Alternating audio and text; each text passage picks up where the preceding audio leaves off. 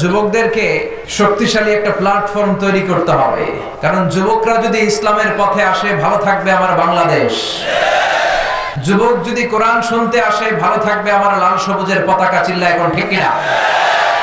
এক একটা ছেলে এই দেশে ম্যাচিউরড হয় 14 থেকে 16 বছর বয়সে, আর ওরে বলা হয় নিজের পায়ে দাঁড়া, নিজের পায়ে দাঁড়া, নিজের পায়ে দাঁড়া বলতে বলতে বিয়ে করে 32 বছর বয়সে। তো ও যে ম্যাচিউরড হয়েছে 16 বছর বয়সে, বিয়ে করলো 32 বছর, বাকি 16 বছর ও কি আঙ্গুল চুষবে? মারামারি করতে মনে চায়? হ্যাঁ, মারামারি করা যাবে? কেউ মারামারি করলে তাদেরকে বারণ করতে হবে, নিষেধ করতে হবে, মিলায় দিতে হবে। ইসলাম এসেছে মানুষের মধ্যে unity, to increase the unity in the society. সমাজে ঐক্য প্রতিষ্ঠা করার জন্য ইসলাম এসেছে, ভাঙ্গন তৈরি করার জন্য, ফাটল তৈরি করার জন্য নয়। চিল্লা এখন ঠিক কিনা?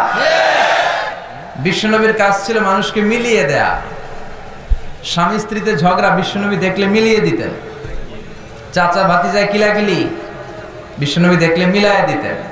দুই দলে মারামারি বিশ্বনবী দেখলে মিলিয়ে দিতেন। আমরা ঝগড়া দেখলে আরো লাগাইতে চাই, আছে না নাই?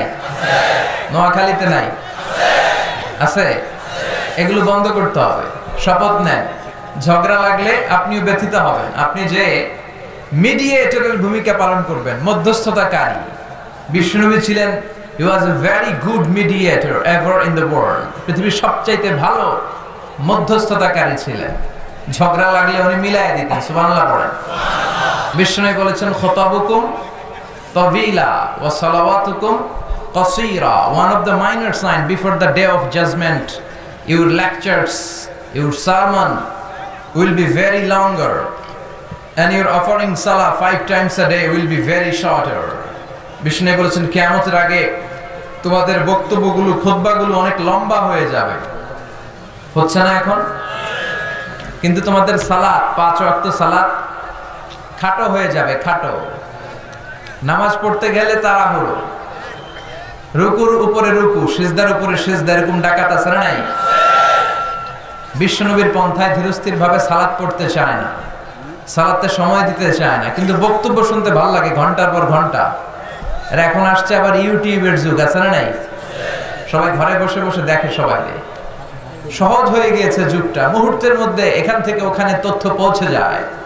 এটা একটা ভালো দিকও আছে যে ছেলেপেলেরা এখন তাফসীর মাহফিলের কথাগুলো ঘরে বসে বসে স্মার্টফোনে শুনতে পারে। চিল্লা এখন ঠিক কিনা?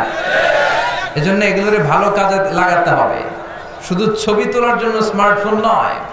আমাদেরকে ছেলেপেলেরা পেলে এখন খালি ছবি তোলে। হজে গিয়েছিলাম, কমসে কম 10,000 ছবি তুলছে আমার সাথে হাজিরা।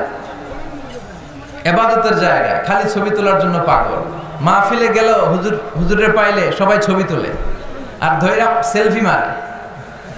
কি মারে? আর হাত দুইটারে এইভাবে একটা স্টাইল ধরে, আমার সামনে দাঁড়ায় এইভাবে বাঁকা হয়ে দাঁড়ায়। আমি বললাম, এটা কি স্টাইল? হুজুর, গ্যাংনম স্টাইল। কি স্টাইল? Gangnam style. তো এই ইউরোপিয়ান কালচার থেকে আল্লাহ তুমি আমাদের বাঁচাও, এই ভারতীয় কালচার থেকে তুমি আমাদের বাঁচাও। আমরা যেন ঐক্য প্রতিষ্ঠা করতে পারি, তুমি তৌফিক দাও। বিশ্বনবী এসেছেন মানুষকে মিলানোর জন্য, ঐক্য প্রতিষ্ঠা করতে। হি ওয়াজ এ ভেরি গুড মিডিয়েটর। তার কোনো তুলনা হয় না। As a father, as a commander, as a leader, as a lawgiver, as a lawmaker, as a reformer of the society, as a messenger, Muhammad is the superman of the world। স্বামী হিসেবে, বাবা হিসেবে, নেতা হিসেবে, সমাজ সংস্কারক হিসেবে, নবী হিসেবে বিশ্বনবী হচ্ছেন একজন অতুলনীয় ব্যক্তিত্ব। গোটা বিশ্বের মানুষের চোখে এখন তিনি সুপারম্যান। সুবহানাল্লাহ বলবেন না? এজন্য আমরা যেন মারামারি না করি, আমরা যেন ঐক্য প্রতিষ্ঠা করি। আপনাদের নোয়াখালীর ছেলেদের একটা চমৎকার ইনিশিয়েটিভ আমি দেখেছি। তারা, আপনাদের এখানে বিজ্ঞান প্রযুক্তি ইউনিভার্সিটি আছে না? গোটা বাংলাদেশ থেকে অনেক ছাত্র ছাত্রীরা পরীক্ষা দিতে এসেছিল। তো তাদেরকে খাবারের ব্যবস্থা, বিশ্রামের ব্যবস্থা, থাকার ব্যবস্থা, পরীক্ষার জন্য প্রিপারেশন নেওয়ার ব্যবস্থা তারা করে দিয়েছিল। এই ইনিশিয়েটিভের মধ্য দিয়ে তারা গোটা বাংলাদেশে আলোড়ন তৈরি করেছে। আলহামদুলিল্লাহ পড়েন। এই ইনিশিয়েটিভগুলো যুবকরা নিতে পারে, কারণ যুবকদের আছে প্রাণ ঢালা উচ্ছ্বাস, তাদের রক্ত গরম, তারাই পারে পরিবর্তন করতে। চিল্লা এখন ঠিক কিনা? কিছুদিন আগে আমি দেখলাম কিছু যুবকরা একটা দেয়ালের মধ্যে লিখে দিয়েছে বড় করে, মানবতার দেয়াল। কিসের দেয়াল? এই যে শীতে, প্রচন্ড শীতে মানুষ কষ্ট পায়, অনেকের জ্যাকেট নাই, চাদর নাই। আমাদের অনেকের 3টা করে জ্যাকেট, 4টা করে চাদর, 3টা করে মাফলার, আছে না নাই? এই ছেলেগুলো চমৎকার একটা উদ্যোগ নিয়েছে, দেয়ালে লিখে দিয়েছে মানবতার দেয়াল। এক পাশে হ্যাঙ্গার দিয়ে কিছু কাপড় ঝুলিয়ে দিয়েছে আর বলেছে যাদের বেশি আছে তারা রেখে যান। আরেক পাশে লিখে দিয়েছে যাদের নাই তারা নিয়ে যান। আলহামদুলিল্লাহ পড়েন। যাদের 3টা জ্যাকেট, 4টা জ্যাকেট, ওরা পুরান জ্যাকেটগুলো রেখে যেতে শুরু করলো, আর যাদের জ্যাকেট নাই ওরা এখান থেকে নিয়ে যেতে শুরু করলো। তো এই কনস্ট্রাকটিভ আইডিয়াগুলো বয়স্কদের মাথা থেকে আসে না, এগুলো আসে যুবকদের মাথা থেকে। এজন্য যুবকদেরকে শক্তিশালী একটা প্ল্যাটফর্ম তৈরি করতে হবে, কারণ যুবকরা যদি ইসলামের পথে আসে ভালো থাকবে আমার বাংলাদেশ। যুবক যদি কোরআন শুনতে আসে ভালো থাকবে আমার লাল সবুজের পতাকা। চিল্লা এখন ঠিক কিনা? এজন্য যুবক ভাইদেরকে আল্লাহ তুমি হেফাজত করো। আমরা সব সময় প্রশংসা করব একজনের, তিনি কে? আরো জোরে বলেন, তিনি কে? আমরা যেন আল্লাহর প্রশংসা করতে করতে জীবনটাকে শেষ করতে পারি। আল্লাহ তুমি তৌফিক দাও। ইসলাম পেয়ে আমরা খুশি না বেজার? কোরআন পেয়ে আমরা খুশি না বেজার? বিশ্বনবীকে রাসূল হিসেবে পেয়ে খুশি না বেজার? এই কোরআনকে সংবিধান হিসেবে পেয়ে আমরা খুশি না বেজার? এই 4টা জিনিসের বিরুদ্ধে যদি কেউ কথা বলে তাদের সাথে আমাদের কোনো আপোষ নাই। চিল্লা এখন ঠিক কিনা? আমার আল্লাহর সম্মান, আমার ইসলামের সম্মান, বিশ্বনবীর স্ট্যাটাস নিয়ে কটূক্তি করা, কোরআনের বিরুদ্ধে যদি কথা বলা হয় এই বাংলার জমিনে সেটা সহ্য করা হবে না। চিল্লায় বলেন ঠিক কিনা? আমাদের স্রষ্টা হচ্ছেন একজন। চিল্লায় বলেন তিনি কে? কবরের প্রথম প্রশ্ন হচ্ছে মার রব্বুক, তোর রবের নাম কি? আমাদের রব কে? আল্লাহ আমারে রব, দমে দমে তনু মনে তারি অনুভব। আল্লাহ আমারে রব, এজন্য সব কাজে আল্লাহর উপর আস্থা ভরসার দরকার আছে না নাই? পাশাপাশি ইসলাম পেয়ে আমরা খুশি না বেজার? ইসলামের সাথে শত্রুতা করে কেউ ইসলামকে দমিয়ে দিতে পারবে? চিল্লায় বলেন পারবে? ইসলামের আওয়াজকে স্তব্ধ করে দেয়া যায়? ইসলামের গতিকে থামিয়ে দেয়া যায়? ইসলামের অগ্রযাত্রাকে স্টপ করা যাবে? ইসলামকে বিজয় দেওয়ার ওয়াদা করে দিয়েছে কে? ইসলাম হচ্ছে টিউবের মতো, যারা সাঁতার জানে না তারা টিউব নিয়ে সাগরে নামে যাতে ডুবে না যায়। এই টিউব পানির নিচে ডুবাতে চাইলে এটা ডুবে? এটা কি হয়? কথা বলেন, ভেসে থাকে। ইসলামকে ডুবাইতে চাইলে এটা আরো ভেসে ওঠে। আল্লাহু আকবার। আবার ইসলামের উদাহরণ হচ্ছে চারা বীজের মতো। ওরা ইসলামকে মাটিতে গেড়ে দিতে চায়, কিন্তু ওরা জানে না কিংবা বুঝে না ইসলাম হচ্ছে চারা বীজ। এই চারা বীজকে মাটিতে গেড়ে দিলে কি হয়? গাছ হয়ে যায়। সুবহানাল্লাহ কইবেন না? গোটা বিশ্বব্যাপী আজকে ইসলামের গণজোয়ার। After the twin tower attack, the number of Muslim community in America already have been doubled. Now it's tripled. Twin tower অ্যাটাকের আগে গোটা বিশ্বব্যাপী মুসলমান যা ছিল, অ্যাটাকের পরে তার ডবল হয়ে গেছে। এখন এটা 3 গুণ বেড়ে গিয়েছে। গোটা বিশ্বব্যাপী গণজোয়ার। কেউ এই গণজোয়ারকে রুখতে পারবে? আফ্রিকাতে, আফ্রিকার গরিব দেশগুলোকে সিলেক্ট করে করে ইউনাইটেড স্টেটস অফ আমেরিকার কিছু খ্রিস্টান মিশনারিরা তারা আফ্রিকাতে চলে যেত। খাবারের বিনিময়ে ধর্মান্তর, টাকার বিনিময়ে ধর্মান্তর। মুসলমানদেরকে ওরা খ্রিস্ট ধর্মে দীক্ষিত করেছে। এখন গোটা বিশ্বব্যাপী ইসলামিক স্কলারদের টনক নড়েছে। অনেক স্কলার আছে যারা আফ্রিকাতে যে ইসলামের দাওয়াত পৌঁছে দিচ্ছে। আমি নিজে দেখেছি একজন স্কলার, উনি একসাথে আফ্রিকার অনেকগুলো গ্রামের কয়েক হাজার খ্রিস্টানকে এক ময়দানে দাঁড় করিয়ে কালিমা পড়িয়ে মুসলমান বানিয়ে দিয়েছে। ঝিনুকের ভেতর লুকিয়ে থাকে যেমন মতি, ঝিনুকের ভেতর লুকিয়ে থাকে যেমন মতি, কালমা শাহাদাতে আছে আল্লাহর জ্যোতি, কালমা শাহাদাতে আছে আল্লাহর জ্যোতি। পড়েন সবাই। ঝিনুকের ভেতর লুকিয়ে থাকে যেমন মতি, ঝিনুকের ভেতর লুকিয়ে থাকে যেমন মতি, কালমা শাহাদাতে আছে আল্লাহর জ্যোতি, কালমা শাহাদাতে আছে আল্লাহর জ্যোতি। চিল্লায় পড়েন আল্লাহু আকবার। ওই আল্লাহর জ্যোতি, ওই ঈমানের নূর যদি কোনো মানুষের অন্তরে স্থান করে নেয়, পৃথিবীর কোনো শক্তি তাকে থামিয়ে রাখতে পারে না। স্যামুয়েল হ্যান্টিংটন একটা বই লিখেছিল দ্য ক্ল্যাশেস অফ সিভিলাইজেশন, সভ্যতার সংঘাত। পৃথিবীতে অনেক সংঘাত হয়েছে, অনেক সভ্যতা গড়ে উঠেছে। সিন্ধু সভ্যতা, আর্য সভ্যতা, মহেঞ্জোদারো সভ্যতা, মিশরীয় সভ্যতা, বৈদিক সভ্যতা, চীনা সভ্যতা। এখন গোটা বিশ্বব্যাপী সুপার পাওয়ার হচ্ছে আমেরিকা। ধারণা করা হচ্ছে কিছুদিন পরে সুপার পাওয়ার হবে চীন। অনেকে বলছে তারপরে সিরিয়ালে আছে ইন্ডিয়া। একটার পর একটা সুপার পাওয়ার আসছে, কিন্তু গবেষণায় ধরা পড়েছে সব সুপার পাওয়ার ধূলিসাৎ হয়ে যাওয়ার পরে যে সুপার পাওয়ারের পতাকা পতপত করে পৃথিবীর মধ্যে উঠবে, সেটার নাম হচ্ছে ইসলাম। এজন্য ইসলামের অগ্রযাত্রাকে বন্ধ করা যাবে? ইসলাম পেয়ে আমরা খুশি না বেজার? বিশ্ব নবীকে নবী হিসেবে পেয়ে খুশি না বেজার?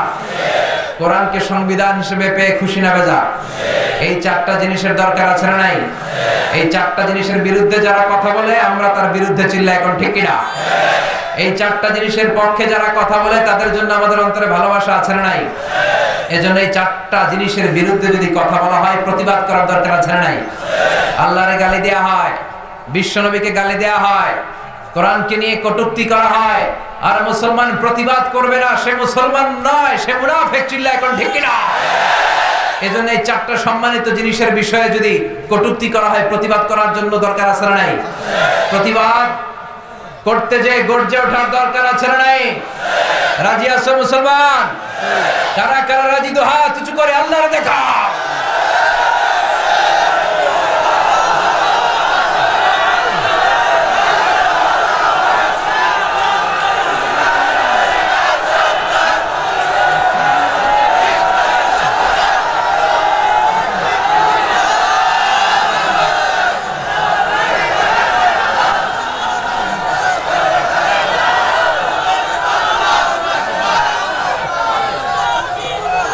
আমাদের স্লোগান কে আল্লাহ তুমি কবুল করো। আমিন। তোমার প্রতি আস্থা, অগাধ বিশ্বাস বাড়িয়ে দাও। আমিন। কোরআনের প্রতি ভালোবাসা বাড়িয়ে দাও। আমিন। বিশ্ব নবীর প্রতি ভালোবাসা বাড়িয়ে দাও। আমিন। কোরআনের রাজ যেন আমরা কায়েম করতে পারি, আল্লাহ তুমি তৌফিক দাও। আমিন। আর জোরে বলেন আমিন। আজকে যে বইটা থেকে আমরা কয়েক মিনিট কথা শুনবো, বলেন তো, চিল্লায় বলেন, এই বইটার নাম কি? আল্লাহ। এই কোরআনে কোনো ভুল আছে? না। কোনো সন্দেহ আছে? না। কোনো সংশয় আছে? থাকবে কেমন করে? কারণ বইটাকে নাজিল করেছে কে? আল্লাহ। চিল্লায় বলতে হবে, নাজিল করেছে কে? আল্লাহ। এই বইটার যেখান দিয়ে কথা বলি না কেন বরকত আছে না নাই? আজকে আমরা এই বইটার চমৎকার একটা সূরা থেকে কথা শুনবো। আমি আমার খুতবার শুরুতে সূরাতুল মুমিনুন থেকে দুটি আয়াত তেলাওয়াত করেছি। সূরাতুল মুমিনুনের শুরুতে 10টি আয়াতে আল্লাহ তাআলা মুমিনদের 7টি গুণের কথা বর্ণনা করেছেন। চিল্লায় বলেন কয়টি? এই 7টি গুণ যদি কোনো মুমিন তার জীবনে ধারণ করতে পারে, পিতা মারা গেলে সন্তান যেমনি পিতার সম্পদের ওয়ারিস হয়ে যায়, ওই মুমিন বান্দা জান্নাতুল ফেরদাউসের ওয়ারিস হয়ে যাবে।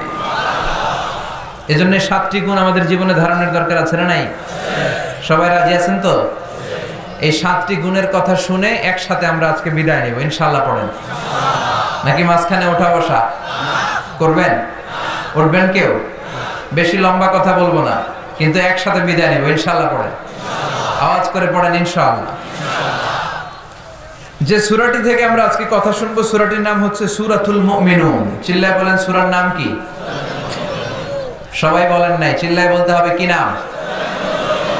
সূরার নাম সূরাতুল মুমিনুন।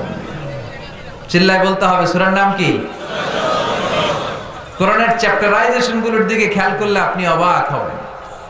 আল মুমিনুন নামে আল্লাহ তাআলা কোরআনে সূরা দিলেন। মুমিনুন মানে বিশ্বাসী। আমরা সবাই মুমিনুন, ঠিক কি না? মুমিনুনের বিপরীত হচ্ছে কাফিরুন, মানে অবিশ্বাসী। এই কাফিরদের নামে কোরআনে সূরা আছে না নাই? আছে। কি নাম সূরা? সূরাতুল কুল ইয়া আইয়ুহাল লা আ'বুদু মা।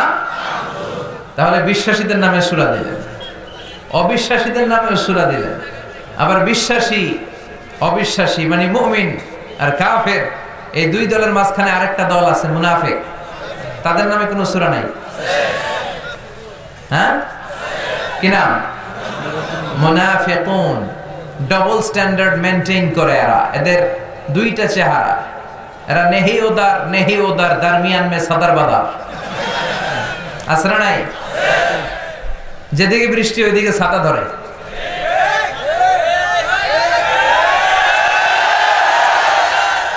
যখন যারা ক্ষমতায় তখন তাদেরকে তেল মারে। এখন অবশ্য ক্ষমতার পরিবর্তন নাই, এখন একটা দলই মারবে। আসরা নাই, এরা উপর দিয়ে ফিটফাট, ভিতর দিয়ে হ্যাঁ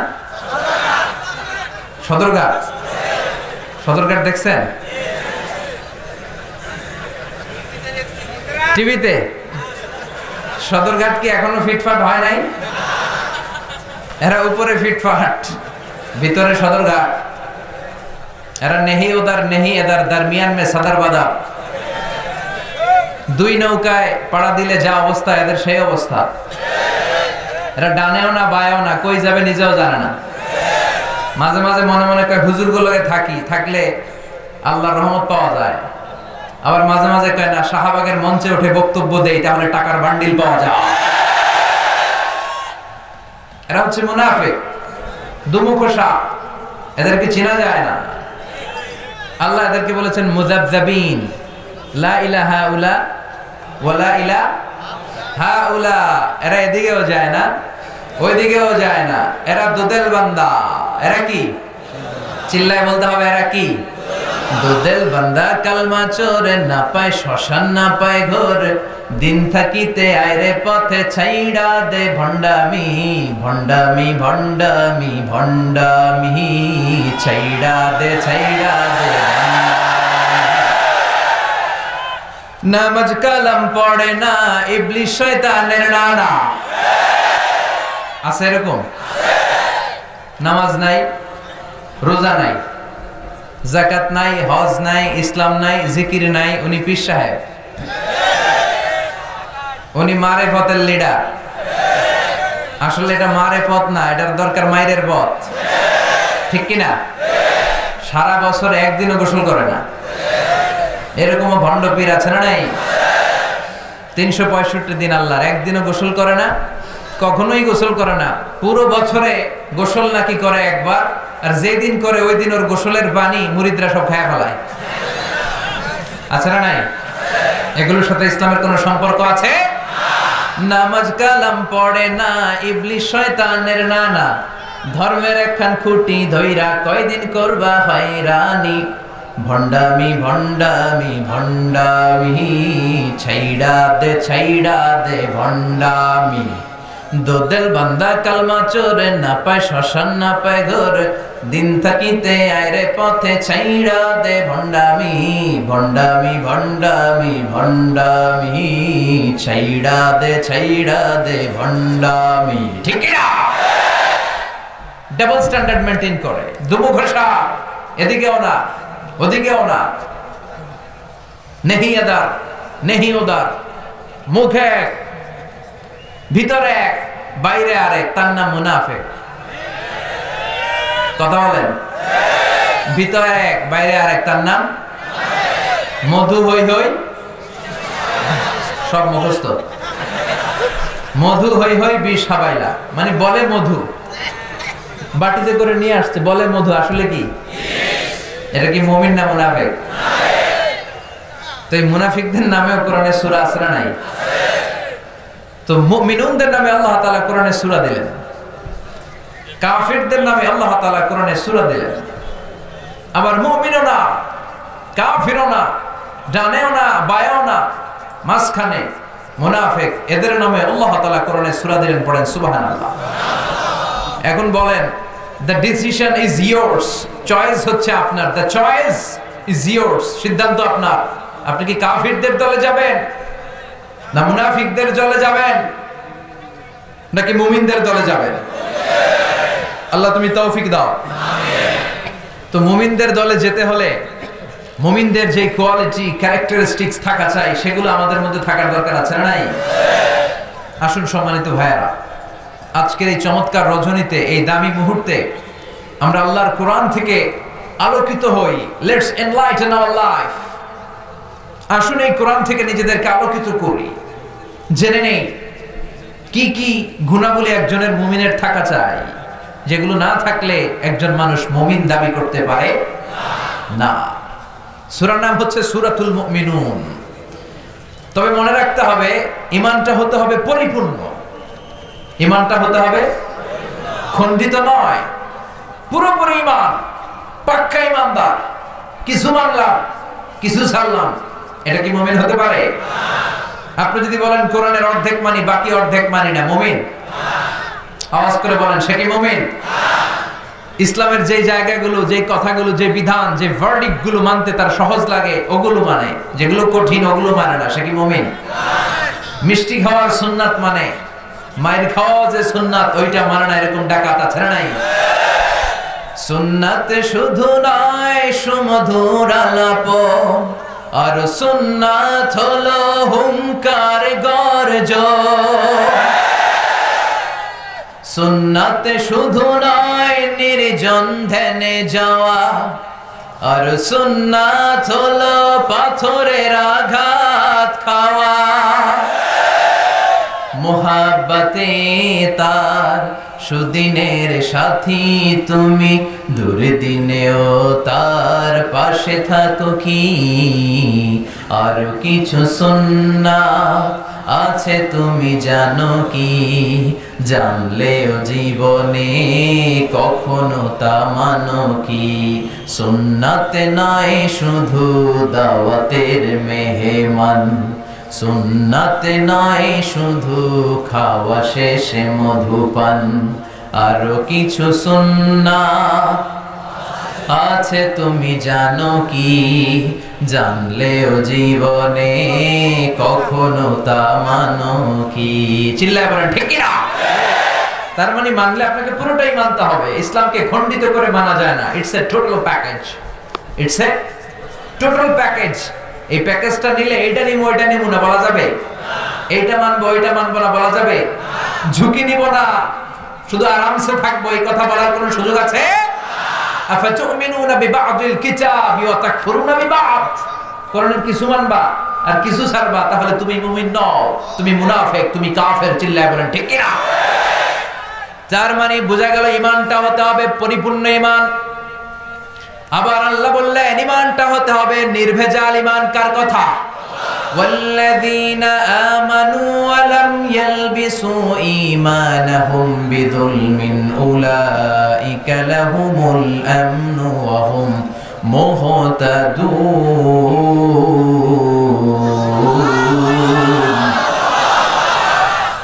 ঈমানটা হতে হবে নির্ভেজাল ঈমান। ওই ঈমানের মধ্যে শিরকের কোনো ছিটে ফোঁটা থাকা যাবে না। ওয়াল্লাযীনা আমানু, যারা ঈমান আনলো, ওয়া লাম ইয়ালবিসু ঈমানাহুম বিযুলমিন, তাদের ঈমানের সাথে শিরক তারা মিশ্রিত করলো না। উলাইকা লাহুমুল আমনু ওয়া হুম মুহতাদুন, তাদের জন্য আছে নিরাপত্তা, তাদের জন্য আছে আল্লাহর পক্ষ থেকে হেদায়েত। পড়েন সুবহানাল্লাহ। তার মানে ঈমানটা হতে হবে নির্ভেজাল, শিরক থাকতে পারবে না। আল্লাহ সব মাফ করে, শিরক মাফ করে? আওয়াজ করে বলেন, শিরক মাফ করে? শিরক মানে আল্লাহর কাছে না চেয়ে গায়রুল্লাহর কাছে চাওয়া, অন্য কারো কাছে চাওয়া। বিষ্ণু বলেছেন, ইদা সাআলতা ফাসআলিল্লাহ ওয়া ইদা ইসতাআনতা ফাসতাইন বিল্লাহ। যখন সাহায্য চাইতে মনে চায় আল্লাহর কাছে সাহায্য চাও, যখন হাত পাততে মনে চায় হাত পাততে হবে শুধুমাত্র একজনের কাছে, তিনি কে? আল্লাহ। কেউ যেটা পারে না পারে কে? আল্লাহ। কেউ যেটা দেয় না দেয় কে? আল্লাহ। কেউ যেটা দেখে না দেখে কে? আল্লাহ। আমরা বিপদে পড়লে, কোনো দুর্ঘটনা ঘটে গেলে, আমার লাইফের কোনো বড় ইভেন্ট বা ইনসিডেন্ট ঘটে গেলে আমরা সবার আগে ফেসবুকে শেয়ার দিই, আছে না নাই? ফেসবুকেও শেয়ার দেওয়ার আগে সবার আগে শেয়ার দিতে হবে কার কাছে? বন্ধুর কাছে শেয়ার করার আগে, স্ত্রীর কাছে শেয়ার করার আগে, নিজের বাবা মায়ের কাছে শেয়ার করার আগে আমরা শেয়ার দিব যার কাছে, তিনি কে? আল্লাহ। তার ভান্ডার হচ্ছে অফুরন্ত ভান্ডার। আল্লাহ বলছেন, পৃথিবীর সব মানুষগুলো যদি একটা ময়দানে দাঁড়িয়ে যায় আর সবাই যদি তাদের মনের চাহিদা, আকুতি, বিনতি আমার কাছে বলতে শুরু করে, আল্লাহ এটা দাও, বাড়ি দাও, গাড়ি দাও, নারী দাও, সব দাও, একটার পর একটা যদি সবাই আমার কাছে চাইতে শুরু করে, আর সব বান্দার যত চাওয়া আছে সব চাওয়া যদি আমি পূরণ করে দেই, সবও যদি দিয়ে দেই, আমার ভান্ডারের 1 ইঞ্চিও কমবে না। এজন্য চাইতে হবে কার কাছে? চিল্লায় বলেন, বিপদে পড়লে চাইবো কার কাছে? নাকি দয়াল বাবার কাছে? খাজা বাবা? কেউ ফিরে না খালি হাতে, খাজারে তোর দরবারেতে। নোয়াখালীতে আছে, যাওয়া যাবে? কিছু যাওয়া যাবে? কে বলেছে দরবারগুলো থেকে মানুষ খালি হাতে ফিরে না? দামি ঘড়ি নিয়ে যায়, ঘড়ি চুরি হয়ে যায়, খালি হাতে ফিরে। পকেট ভর্তি টাকা নিয়ে যায়, টাকা চুরি হয়, খালি পকেটে ফিরে। দামি জুতা পরে যায়, জুতা চুরি হয়, খালি পায়ে ফিরে। আছে না নাই? একটা দরবার থেকে কেউ কোনোদিন খালি হাতে ফিরে না। দরবারটা কার দরবার? চিল্লায় বলেন, কার দরবার? কেউ ফিরে না খালি হাতে, আল্লাহর তোর দরবারেতে। সবাই বলেন, কেউ ফিরে না খালি হাতে, আল্লাহর তোর দরবারেতে। এজন্য আল্লাহ ডেকে বললেন, গোলাম, মুমিনুন সম্প্রদায়ের অধিকারী যদি হতে চাও, এই দলের কর্মী যদি হতে চাও, ঈমান আনতে হবে পরিপূর্ণ। 2 নাম্বার, ঈমানটা হতে হবে নির্ভেজাল। এই ঈমানের সাথে শিরকের কোনো ছিটে ফোঁটা থাকতে পারবে না। শিরকের বিপরীত হলো তাওহীদ। আমরা সবাই তাওহীদের অনুসারী, জোরে কোন ঠিক কিনা? তাওহীদেরই মুর্শিদ আমার, মুহাম্মাদের নাম বলো, মুহাম্মাদের নাম। আল্লাহর নাম জপলে বুঝতে পারি আল্লাহরই কালাম, বলো মুহাম্মাদের নাম। ওই নামেরই রশি ধরে যায় আল্লাহর পথে, ওই নামেরই ভেলায় চড়ে ভাসি নূরের স্রোতে। ওই নামের বাতি জেলে দেখি আরশের মুকাম, বলো মুহাম্মাদের নাম। তাওহীদেরই মুর্শিদ আমার, মুহাম্মাদের নাম বলো, মুহাম্মাদের নাম। আল্লাহর নাম জপলে বুঝতে পারি আল্লাহরই কালাম, বলো মুহাম্মাদের নাম। পড়েন আল্লাহু আকবার। তার মানে ঈমান হতে হবে পরিপূর্ণ। ঈমানের মধ্যে কোনো ভেজাল থাকতে পারবে না, শিরক থাকতে পারবে না। 3 নাম্বার, ঈমান হতে হবে ঈমানের মতো, ঠিক কি না? যে ঈমান জ্বলে ওঠে আপন শক্তিতে। জ্বলে উঠুন আপন শক্তিতে, একটা কথা আছে না এই দেশে? কার স্লোগান এটা? হ্যাঁ, যে ঈমানে প্রয়োজনে জ্বলে ওঠে না, যে ঈমান সত্য ন্যায়ের কথা বলে না, যে ঈমান প্রয়োজনে জ্বলে ওঠে না, যে ঈমান সত্য ন্যায়ের কথা বলে না, যে ঈমান বাস্তবে নাই, যে ঈমান অন্তরে নাই, মুখে শুধু ফাঁকা বলি, কি করে তারে বলো ঈমানে বলি, কি করে তারে বলো ঈমানে বলি, কি করে তারে বলো ঈমানে বলি, ঠিক না? যে ঈমান দিন কায়েমের আন্দোলনের ধার ধারে না, যে ঈমান লেবাসধারী কোরআন হাদিস তাও পড়ে না, যে ঈমান খাজার নামে মাজার গড়ে ফুলুস কামায়, যে ঈমান শিরকিয়াতের আমল করে ভীত না হয়, যে ঈমান বাস্তবে নাই, যে ঈমান অন্তরে নাই, মুখে শুধু কথার কলি, কি করে তারে বলো ঈমানে বলি, কি করে তারে বলো ঈমানে বলি, কি করে তারে বলো ঈমানে বলি। চিল্লায় বলেন ঠিক কিনা? তার মানে ঈমান হতে হবে পরিপূর্ণ, ঈমান হতে হবে নির্ভেজাল, ঈমান হতে হবে ঈমানের মতো, তাহলেই মুমিন হওয়া যাবে। চিল্লায় এখন ঠিক কিনা? আসুন আমরা এই সূরার আলোকে দেখি আল্লাহ তাআলা কি কি গুণাবলীর কথা বলেছেন। আল্লাহ শুরু করেছেন, কাদ আফলাহাল মুমিনুন, successful indeed are the believers আল্লাযীনা হুম ফি সালাতিহিম খাশিউন। সফল হয়েছে তারা, ঈমান এনেছে যারা। কার কথা? রব্বুল আলামিন বলেন, কাদ আফলাহাল মুমিনুন আল্লাযীনা হুম ফি সালাতিহিম খাশিউন। সফল হয়েছে তারা, ঈমান এনেছে যারা। কার কথা? সফল হয়েছে তারা, ঈমান এনেছে। আমার সাথে সাথে আওয়াজ করে উত্তর করেন, সফল হয়েছে কারা? আরো জোরে বলতে হবে সবাই, সফল হয়েছে কারা? ঈমান এনেছে যারা, যারা ঈমানদার, যারা বিশ্বাসী, তারা সফল। Who are the successful in life? জীবনে সফল কারা যদি প্রশ্ন করা হয়, এক একজনের কাছ থেকে এক এক ধরনের উত্তর পাওয়া যাবে। আমরা যদি পৃথিবীতে খেয়াল করে দেখি, in terms of wealth and money, অর্থের মানদণ্ডে পৃথিবীতে সফল কারা? কার বেশি টাকা আছে সে সবচেয়ে বড় সফল, এরকম একটা ধারণা আছে না নাই? In terms of wealth and money, অর্থের মানদণ্ডে বর্তমান পৃথিবীতে সবচাইতে সফলকে যদি প্রশ্ন করা হয়, কার নাম বলবেন? হ্যাঁ, বিল গেটস। হ্যাঁ, মাইক্রোসফট কোম্পানির ওনার আছে না? মাইক্রোসফট কোম্পানির মালিক বিল গেটস। সে যে কত টাকার মালিক সে নিজেও জানে না। তো অর্থের মানদণ্ডে যদি বিচার করি, আসলেই বিল গেটস বেটা তুই সফল। তুই যে টাকা কামিয়েছিস, শয়তানও এত টাকা কামাইতে পারে না। টাকা টাকা, কত টাকা নিজেও জানে না বিল গেটস। আর কে আছে? ওয়ারেন বাফেট, অনেক বড় ইকোনমিস্ট, অনেক বড় অর্থনীতিবিদ, তারও যে কত টাকা সে নিজেও জানে না। আর কে আছে? Mark Zuckerberg, the owner of Facebook. যে ফেসবুক না থাকলে আমাদের পেটের ভাত হজম হয় না। কত টাকার মালিক সে নিজেই জানে না। ওয়ালিদ বিন তালাল, ধনকুবের, তার একটা বিমান আছে, প্রাইভেট জেট, যার 70% মেড অফ গোল্ড। যে বিমানটা 70% স্বর্ণ দিয়ে বানানো। নাউজুবিল্লাহ কইবেন না? তাহলে in terms of wealth and money, অর্থের মানদণ্ডে পৃথিবীতে কারা সফল জিজ্ঞেস করলে এই নামগুলো আমাদের চোখের সামনে ভেসে আসে। চিল্লায় এখন ঠিক কিনা?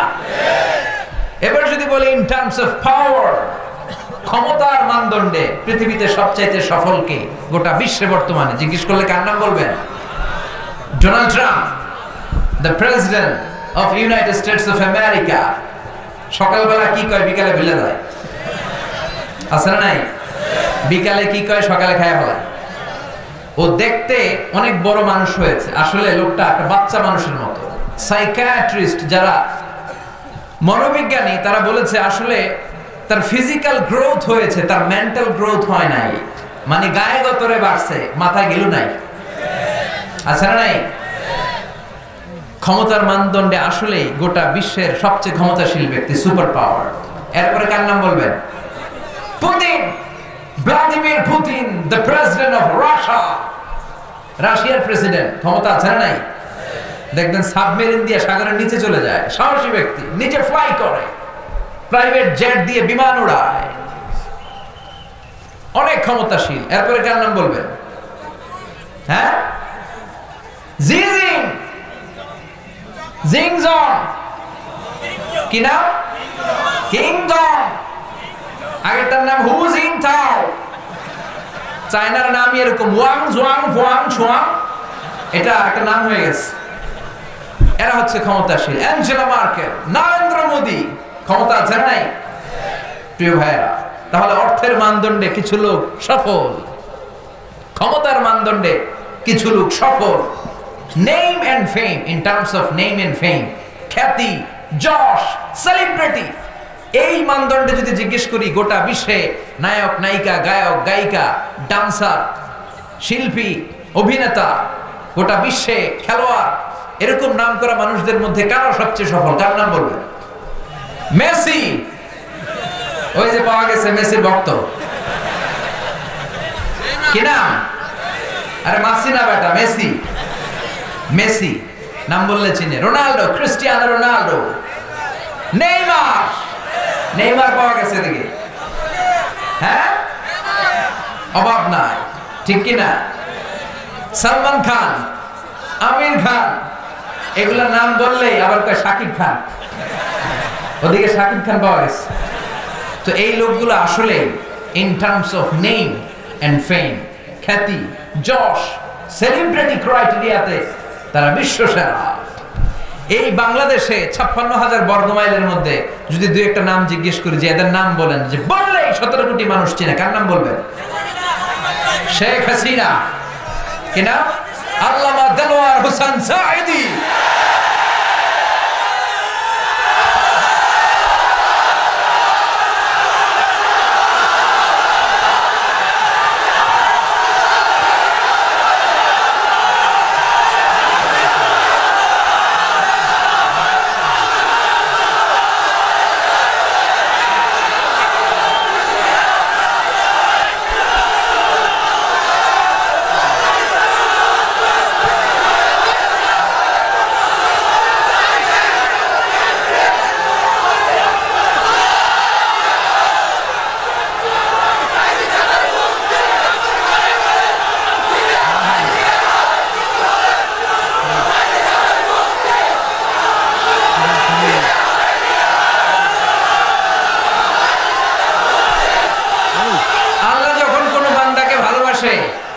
আল্লাহ যখন কাউরে ভালোবাসে, আল্লাহ যদি পৃথিবীর কাউরে ভালোবাসে, আল্লাহ যদি পৃথিবীর কাউরে ভালোবাসে, আল্লাহ ফেরেশতাদেরকে বলে আমি এই লোকটারে বড্ড ভালোবাসি, তোমরাও ভালোবাসো। ফেরেশতারা যদি কাউকে ভালোবাসে তাহলে ওই ব্যক্তির ভালোবাসা আল্লাহ তাআলা মানুষের অন্তরে দিয়ে দেয়। এই নামের মধ্যে একটা কারিশমা আছে না নাই? এই নামের ভেতরে মানুষের দরদ ভরা ভালোবাসা আছে না নাই? আল্লাহ ফয়সালা তোমার, ফয়সালা দেওয়ার মালিক একজন, চিল্লায় বলেন যিনি কে? আমরা পৃথিবীর কারো কাছে চাই না, কার কাছে চাই? তুমি ফয়সালা করার মালিক, তুমি সঠিক ফয়সালা করো। চিল্লায় বলেন আমিন, আর জোরে বলেন আমিন। In terms of name and fame, আমি বলি নাই, আপনাদের কাছে ছেড়ে দিয়েছিলাম। Just I put the question to the audience, জনগণের কাছে ছেড়ে দিয়েছি। একজন বলেছে শেখ হাসিনা, একজন বলেছে আল্লামা সাইদি, কেউ বলবে বেগম খালেদা জিয়া, কেউ বলবে মাশরাফি বিন মুর্তজা, কেউ বলবে হিরো আলম। আছে না নাই? এই ব্যাটারও অনেক জনপ্রিয়তা, চেনে না? এখন সবাই চেনে না? তাহলে রব্বুল আলামিন বলে গোলাম, in terms of wealth and money, টাকার মানদণ্ডে পৃথিবীতে কেউ কেউ সফল। ইন টার্মস অফ পাওয়ার, ক্ষমতার মানদণ্ডে পৃথিবীতে কেউ কেউ সফল। In terms of name and fame, নাম ডাক যশ খ্যাতির দিক থেকে পৃথিবীতে কেউ কেউ সফল। কিন্তু আমি আল্লাহর কাছে যদি সফল হতে যাও, একটাও কাজে আসবে না। আমার কাছে সফল হবে তারা ঈমান এনেছে যারা। قد أفلح المؤمنون الذين هم في صلاتهم خاشعون। টাকার পাহাড়, আই ডোন্ট কেয়ার, কোনো দাম নাই। যশ খ্যাতিতে তুমি স্কাই স্ক্রিপার, আকাশচুম্বী, কোনো দাম নাই। ক্ষমতার দাপটে তোর পা জমিনে নামে না, আল্লাহর কাছে কোনো দাম নাই। চিল্লা এখন ঠিক কিনা? আল্লাহর কাছে দাম আছে ঈমান, আল্লাহর কাছে দাম আছে বিশ্বাসের। এজন্য আমরা আল্লাহর দরবারে শুকরিয়া জানাই যে আমরা মুমিন। চিৎকার করে বলেন ঠিক কিনা? এজন্য রব্বুল আলামিন বলেন قد أفلح المؤمنون الذين هم في صلاتهم خاشعون। সফল হয়েছে তারা, ঈমান এনেছে যারা। চিৎকার করে বলতে হবে সফল হয়েছে কারা? সফল হয়েছে কারা? এই সূরাটা নাজিলের একটা ব্যাকগ্রাউন্ড আছে, শানে নুজুল শুনবেন? মনোযোগ আছে না গেছে? সাইয়েদনা ওমর ফারুক বিশ্বনবী সহ কিছু সাহাবারা একসাথে বসেছিলেন। হঠাৎ খেয়াল করে খরগোশের মতো কান দুইটা খাড়া করে শুনেন, তাহলে বুঝতে পারবেন। হঠাৎ সাইয়েদনা ওমর ফারুক দেখলেন মৌমাছির ভনভন ভনভন আওয়াজ দেখা যায়। হাদিসটা এসেছে সুনানে তিরমিজিতে, মুসনাদে আহমদ ইবনে হাম্বলে। বর্ণনাকারী সাইয়েদনা ওমর ফারুক তিনি বলছেন মৌমাছির ভনভন আওয়াজ দেখতে পেলাম, ডানে বায়ে সামনে পেছনে খুঁজে দেখি কোনো মৌমাছি নাই। ওমর ফারুক বললেন আমার আর বুঝতে বাকি রইল না, এটা আসলে মৌমাছি নয়, আকাশ থেকে কোরআনের আয়াত বিশ্বনবীর কলিজার মধ্যে নাজিল করছে কে? অনেকগুলো পদ্ধতিতে বিশ্বনবীর কাছে আল্লাহ ওহী পাঠাতেন। মিসলা সালসালাতিল জারাস, ঘন্টার ধ্বনির ন্যায় বুখারীর বর্ণনা। দপ্তরি যখন হাই স্কুলের ছুটির জন্য ঘন্টা বাজায়, ধমধম আওয়াজ হয়, এই ধমধম বিকট আওয়াজের মতো বিশ্বনবীর কাছে কোরআন নাজিল করত কে? আবার ফিল মানাম, স্বপ্ন যোগে কোরআন দেওয়া হতো। মিন ওয়ারাইল হিজাব, পর্দার অন্তরাল থেকে কোরআন ঢেলে দেওয়া হতো। ইলকা ফি কুলুবি রাসূলিল্লাহ, বিশ্বনবীর অন্তরের ভিতরে কোরআন ঢুকিয়ে দেওয়া হতো। আবার সাইয়েদনা জিবরাইল ওনার নিজ সূরাতে নিজ আকৃতিতে বিশ্বনবীর কাছে এসে কোরআন নাজিল করে দিতেন। সুবহানাল্লাহ। দুইবার বিশ্বনবী ওনার পুরো লাইফে সাইয়েদনা জিবরাইলকে ওনার আসল সূরাতে দেখেছিলেন। এক হচ্ছে হেরা গুহায়, দুই হচ্ছে সিদরাতুল মুনতাহায়। আবার সাইয়েদনা জিবরাইল মাঝে মাঝে মানুষের সূরাতে বিশ্বনবীর কাছে কোরআন নিয়ে আসতো। বিশ্বনবী বলতেন ঘন্টার ধ্বনির মতো যখন কোরআন আসতো, এই কোরআনটা রিসিভ করা আমার জন্য বড্ড কষ্ট হয়ে যেত। এভাবে কোরআন আসলে এটা রিসিভ করতে গেলে মা আয়েশা বলতেন বিশ্বনবী প্রচন্ড শীতের রাতে ঘেমে ঘেমে একাকার হয়ে যেতেন। আর যখন জিবরাইল মানুষের সূরাতে আসতো, রিসিভ করাটা আমার জন্য সহজ করে দিত কে? আরেকটা মজার সিস্টেমে বিশ্বনবীর কাছে আল্লাহ পাক কোরআন নাজিল করতেন। ওই সিস্টেমটা হলো মিসলা দাওয়িয়া সাউতিন নাহাল। জিবরাইলরে দেখা যায় না, ঘন্টার দমদম আওয়াজ নাই, চারদিকে মৌমাছির ভন ভন গুনগুন গুনগুন শব্দ দেখা যায়, আসলে গুনগুন শব্দ নয়, কোরআন পাঠায় কে? ওমরে ফারুক বললেন, বিশ্বনবীর সাথে আমরা বসা কাবার সামনে, হঠাৎ দেখি ভন ভন ভন মৌমাছির আওয়াজ, ডানে বায়ে সামনে পেছনে মৌমাছি খুঁজলাম, মৌমাছি নাই। আমি বুঝে গেলাম আসলে এটা মৌমাছি না, আসলে কি? কোরআন। হঠাৎ দেখলাম বিশ্বনবী আমাদের দিক থেকে মুখ ঘুরিয়ে কাবার দিকে বসলেন, চোখটা বন্ধ করে মাথাটা নিচের দিকে করে বিড়বিড় করে কি যেন রিসিভ করছেন, কি যেন দেখছেন, কি যেন পড়ছেন। হঠাৎ কোরআন রিসিভ হওয়া যখন শেষ হয়ে গেল, বিশ্বনবী আমাদের দিকে চেহারা ঘুরিয়ে আমাদেরকে বললেন, ও সাহাবারা, মুচকি হাসলেন আর বললেন, এইমাত্র রব্বুল আলামিন চমৎকার একটা সূরা আমার উপরে নাজিল করেছে। কে? এই সূরার 10টা আয়াত রব্বুল আলামিন এইমাত্র আমার উপরে নাজিল করলেন। এই 10টা আয়াতের মধ্যে রব্বুল আলামিন মুমিনদের জন্য 7টা গুণের কথা বলেছে। এই 7টা গুণাবলী যদি কোনো মুমিন তার নিজের ব্যক্তিগত জীবনে ধারণ করতে পারে, পিতা মারা গেলে ছেলেরা যেমনি পিতার সম্পদের ওয়ারিস হয়ে যায়, ওই মুমিন বান্দাগুলো জান্নাতুল ফেরদাউসের ওয়ারিস হয়ে যাবে। চিৎকার করে বলতে হবে সুবহানাল্লাহ। আল্লাহ ইরশাদ করছেন, قد أفلح المؤمنون الذين هم في صلاتهم خاشعون. Successful indeed are the believers who offer their 5 times salah with full of solemnity and submission. আওয়াজ করে উত্তর দেন, সফল হলো কারা? আরো জোরে বলতে হবে, সফল হয়েছে কারা? ঈমান এনেছে যারা। قد أفلح المؤمنون, মুমিনরা সফল কাম। তবে যেন মুমিন নয়, ওই মুমিনের মধ্যে 7টা কোয়ালিটি থাকা চাই। চিৎকার করে বলেন ভাইরা, কয়টা? এই 7টা গুণাবলীর কথা কি শুনতে মনে চায় না কষ্ট হচ্ছে? শুনবেন শুনবেন, সংক্ষিপ্ত পরিসরে অ্যাড্রেস করলে শুনতে রাজি আছেন তো? 1 নাম্বার, আল্লাযীনা হুম ফি সালাতিহিম খাশিউন। শুরু হয়ে গেছে 1 নাম্বার। কয় নাম্বার? মনে রাখতে হবে, I consider this programme as a class. আমি মনে করি আমি যখন বক্তৃতা করি আমি ক্লাস নেই, ফলে যারা কথা শুনে তারা আমার শ্রোতা, তারা আমার ছাত্র। কোরআনের ছাত্র হয়ে বাঁচলেও লাভ, মরলেও লাভ। আলহামদুলিল্লাহ কইবেন না? 1 নাম্বার গুণ হচ্ছে আল্লাযীনা হুম ফি সালাতিহিম খাশিউন। এমন মুমিনদের বৈশিষ্ট্যাবলীর মধ্যে থেকে প্রথম গুণ হচ্ছে তারা তাদের সালাতে খাশিউন, ভীত। অন্তরটা থাকে ভীত। মুমিনের অন্তরের মধ্যে ভয় থাকে একজনের। চিৎকার করে বলতে হবে, তিনি কে? যাদের হৃদয়ে আছে আল্লাহর ভয়, তারা কবু পথ ভুলে যায় না। আল্লাহর প্রেম ছাড়া এই দুনিয়ায় কারো কাছে কোনো কিছু চায় না। রাতের আধারে যারা সেজদাতে রয়, দু চোখের স্রোতে নদী যেন বয়। রাতের আধারে যারা সেজদাতে রয়, দু চোখের স্রোতে নদী যেন বয়। ছলনার হাতছানি যতই ডাকুক, ছলনার হাতছানি যতই আসুক, পেছনে ফিরেও সে তাকায় না।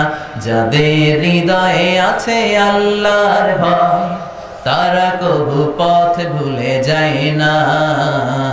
আল্লাহর প্রেম ছাড়া এই দুনিয়ায় কারো কাছে কোনো কিছু চাই না, কারো কাছে কোনো কিছু চাই না। চিল্লায় পড়েন আল্লাহু আকবার। মুমিন যখন সালাতে দাঁড়ায় তার অন্তরে ভয় থাকে কার? চিল্লায় বলেন কার? এজন্য ধীরস্থির ভাবে নামাজ পড়তে হবে। রাজি আছেন তো?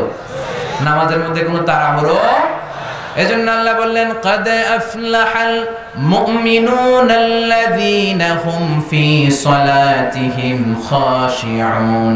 মুমিনরা সফলকাম, দুনিয়াতেও সফলকাম, আখিরাতেও সফলকাম। ওই মুমিনদের প্রথম গুণ হলো তারা যখন নামাজে দাঁড়ায় তাদের অন্তরের মধ্যে ভয় থাকে কার? নামাজ যখন মুমিন পড়ে শুধু নিজেই মুসল্লি হয় না, মনটারও মুসল্লি বানায়। আল্লাহু আকবার। আমরা শুধু নিজেরা নামাজি হই, মনটারে নামাজি বানাই না। মনটাকেও নামাজি বানাতে হবে, বুঝতে পেরেছেন? আমাদের হাত পা নামাজ পড়ে, আমাদের মাথা রুকু করে, সেজদা করে, আমাদের শরীর নামাজ পড়ে, আমাদের মন নামাজ পড়ে না। আমরা নামাজেও থাকি, আবার বিপিএল এর চিন্তাও আছে না নাই? আমরা নামাজেও থাকি, আবার দোকানপাটের চিন্তাও আছে না নাই? আমরা নামাজেও থাকি, আবার ব্যবসা বাণিজ্যের হিসাবও আছে না নাই? তো শুধু নিজেরা নামাজি হলে চলবে? শুনতেছেন? শুধু নিজেরা, শুধু দেহটা মুসল্লি হলে চলবে? মনটারও মুসল্লি বানান। নামাজে যখন দাঁড়িয়েছেন মনটা নিয়ে দাঁড়ান। এই মনকে আরবিতে বলে কলব। কি বলে? কলব মানে যেটা বেশি পরিবর্তন হয়, নাড়াচাড়া করে, পৃথিবীতে সবচাইতে বেশি মুভ করে যে জিনিসটা, এটা হচ্ছে কলব মানে মন। ঠিক না? এটা এখন আছে এই জায়গায়, এরপরে চলে গিয়েছে ঢাকা, এরপরে সৌদি আরব, এরপরে আমেরিকা। পাসপোর্ট ভিসা কিছু লাগছে? কথা কন। এটা ছোটে পাগল মন। মন কেন এত কথা বলে, আছে না নাই?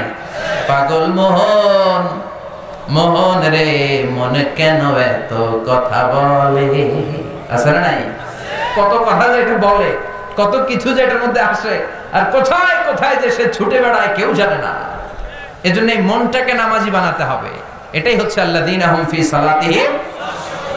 সাহাবারা যখন নামাজ পড়তেন, সাহাবারা যখন সফরের মধ্যে মরুভূমির মাঝখানে দাঁড়িয়ে নামাজ পড়তেন, মরুভূমির আকাশের মধ্যে ভেসে বেড়ানো পাখিগুলো আকাশ ছেড়ে দিয়ে সাহাবাদের মাথায় এসে বসে যেত। কারণ পাখিগুলো মনে করতো এগুলো খেজুর গাছ। কি মনে করতো? নোয়াখালীর ভাইরা, খেজুর গাছ আছে?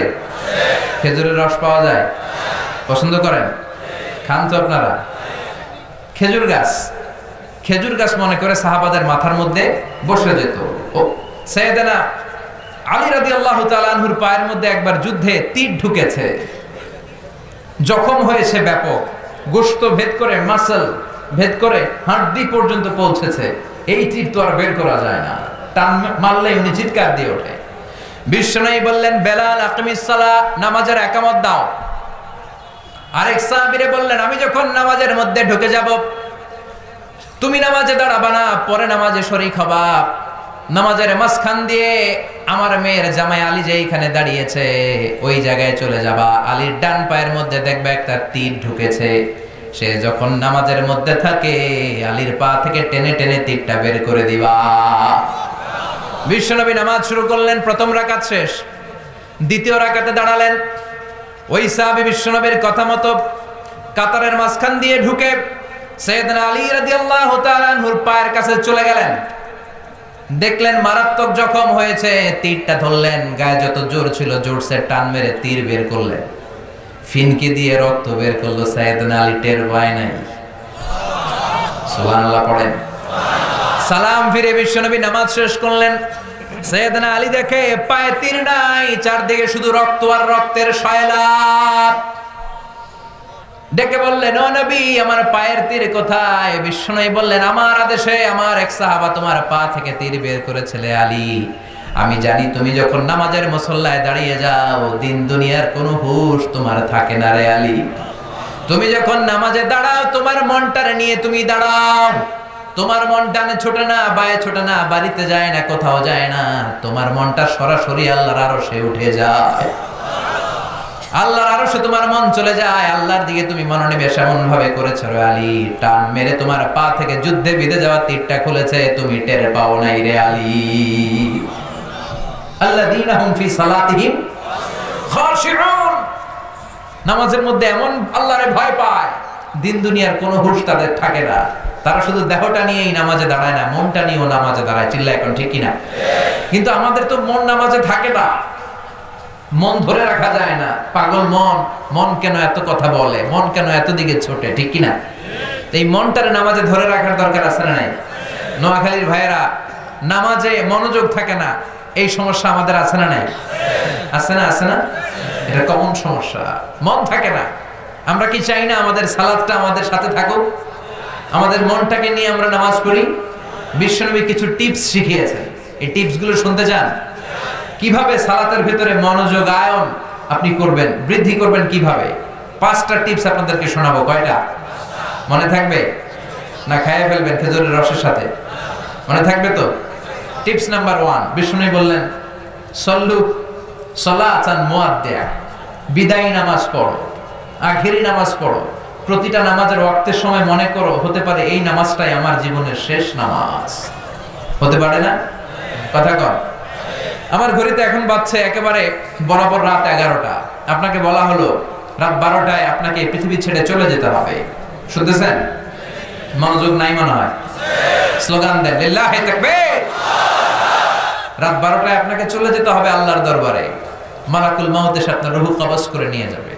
এখন বাজে 11টা, উনি আসবেন 12টায়, তো আমার আছে কয় ঘন্টা? জোরে বলেন। বলা হলো এই 1 ঘন্টায় আপনার জীবনের শেষ সময়, আখেরি সুযোগ। যান 2 রাকাত নামাজ পড়েন। ওই দিনের 2 রাকাত নামাজের মতো কি আমার সারা জীবনের কোনো নামাজ হবে? কারণ আমি জানি 1 ঘন্টা পরে এই ক্ষণিকের দুনিয়া ছেড়ে আমাকে চলে যেতে হবে।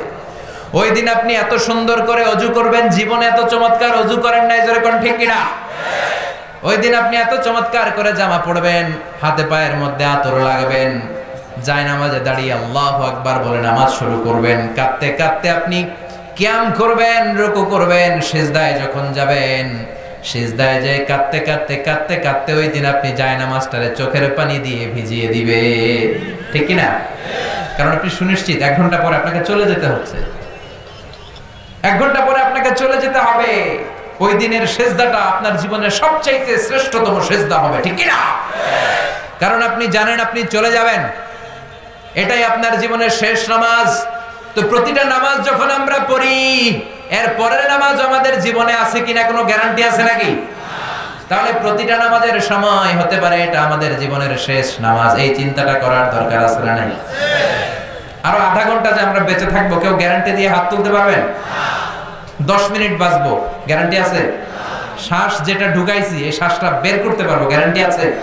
তাহলে প্রতিটা মুহূর্তে নামাজে আল্লাহু আকবার বলে দাঁড়ালে এটা মনে করতে আমাদের সমস্যা কোথায়? যে হতে পারে এটা আমার শেষ নামাজ, হতে পারে এটা আমার জীবনের শেষ চান্স, শেষ সিজদা। এজন্য বিষ্ণু বলেছেন, সল্লু সালাতান মুআদ্দে, পারফর্ম দ্য সালাত as if this is your last and final prayer।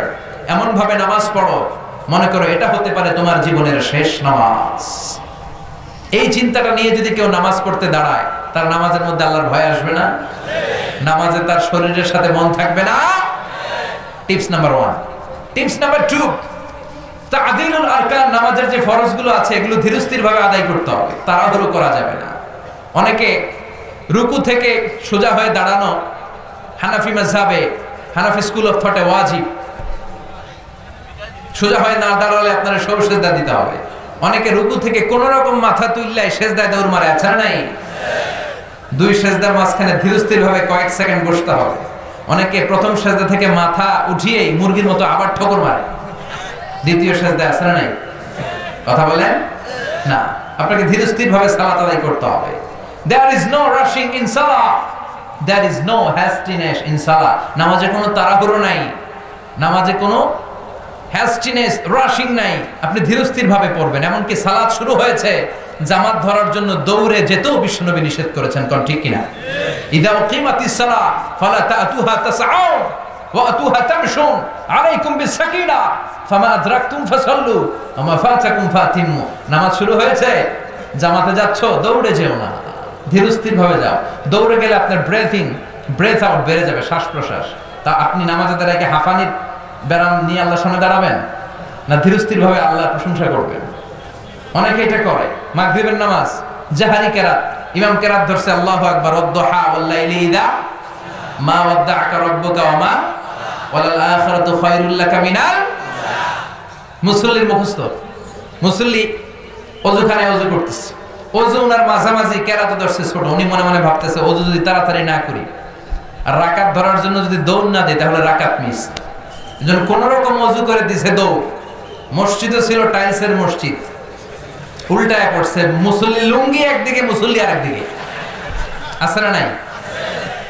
এক মুয়াজ্জিন আমাদের এলাকায়, উনিও দৌড় মাইরা টাইলসের মসজিদে উল্টায় পড়ছে, ঠ্যাং ভাঙা 6 মাস, আছে না নাই?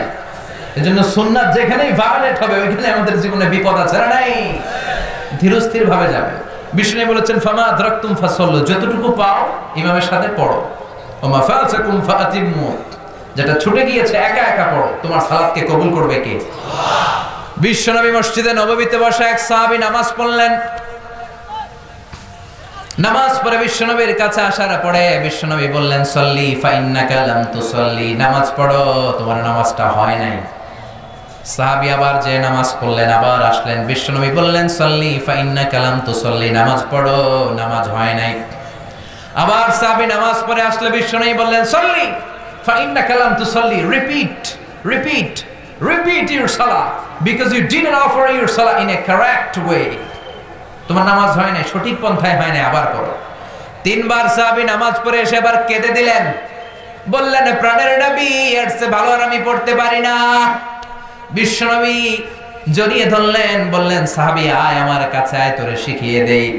যখন দাঁড়াবি তাড়াহুড়ো করবি না, যখন রুকুতে যাবি পিঠটা সোজা করবি, ধীরস্থির ভাবে রুকুতে যাবি, হাত্তা তাতমাইন্না রাকিআন।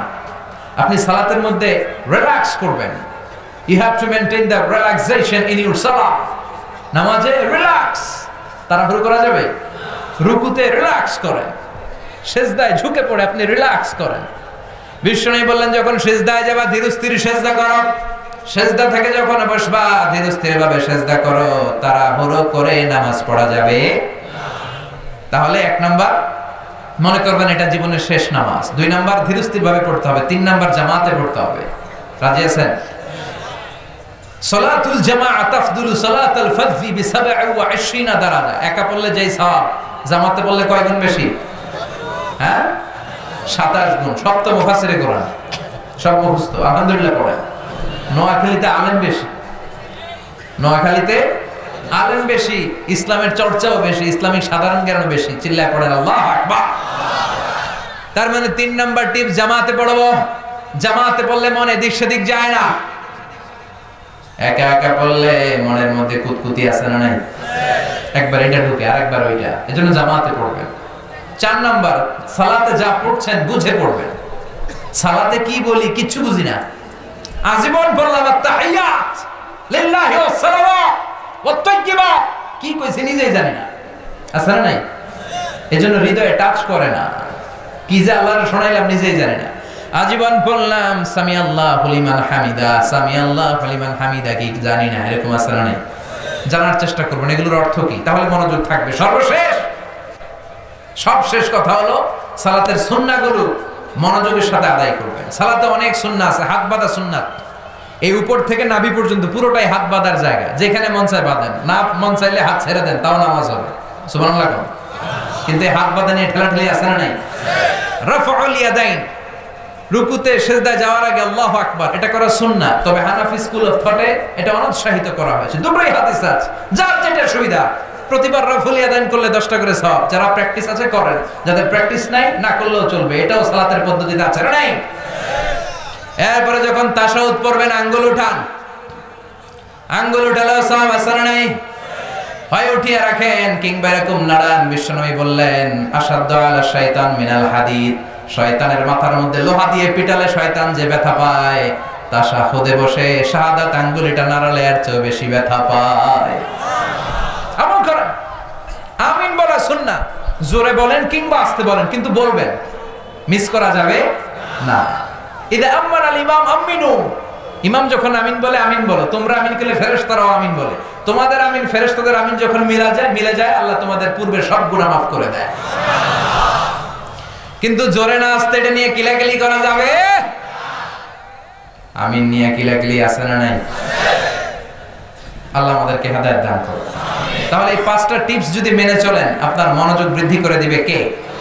এজন্য আল্লাহ বললেন قد أفلح المؤمنون الذين هم في صلاتهم خاشعون والذين هم عن اللغو معرضون।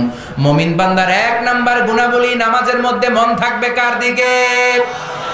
মুমিন বান্দার 2 নাম্বার গুণাবলী ওয়াল্লাযীনা হুম আনিল লাগবি মুরিদুন, মুমিন বান্দারা কখনো কোনো অনর্থক কাজ করে না। পড়েন সুবহানাল্লাহ। অনর্থক কোনো কথা বলা যাবে? লাগবুন মানে অনর্থক জিনিস, যেটার অর্থ হয় না, নিরর্থক, অনর্থক, বাজে কাজ, মন্দ কাজ। মুমিন তো ওই কাজ করে, মুমিন তো ওই কথা বলে, মুমিন তো ওইখানে যায় যেখানে গেলেই সওয়াব। সুবহানাল্লাহ পড়েন। এই যে সুবহানাল্লাহ পড়ছেন, সওয়াব আছে না নাই?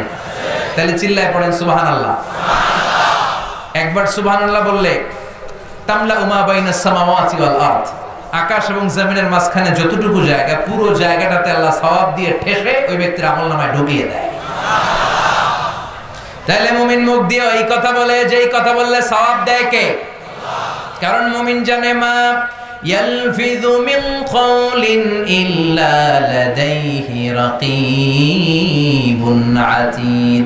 মুমিন জানে তার মুখ দিয়ে সে যেই কথা বলে, যেই শব্দ উচ্চারণ করে, এগুলো লিখে রাখার জন্য দুইজন ফেরেশতা আছে না নাই? কি নাম ওই দুই ফেরেশতা? জোরে কোন, আর জোরে। কিরামান কাতিবিনা ইয়ালামুনা মা তাফআলুন।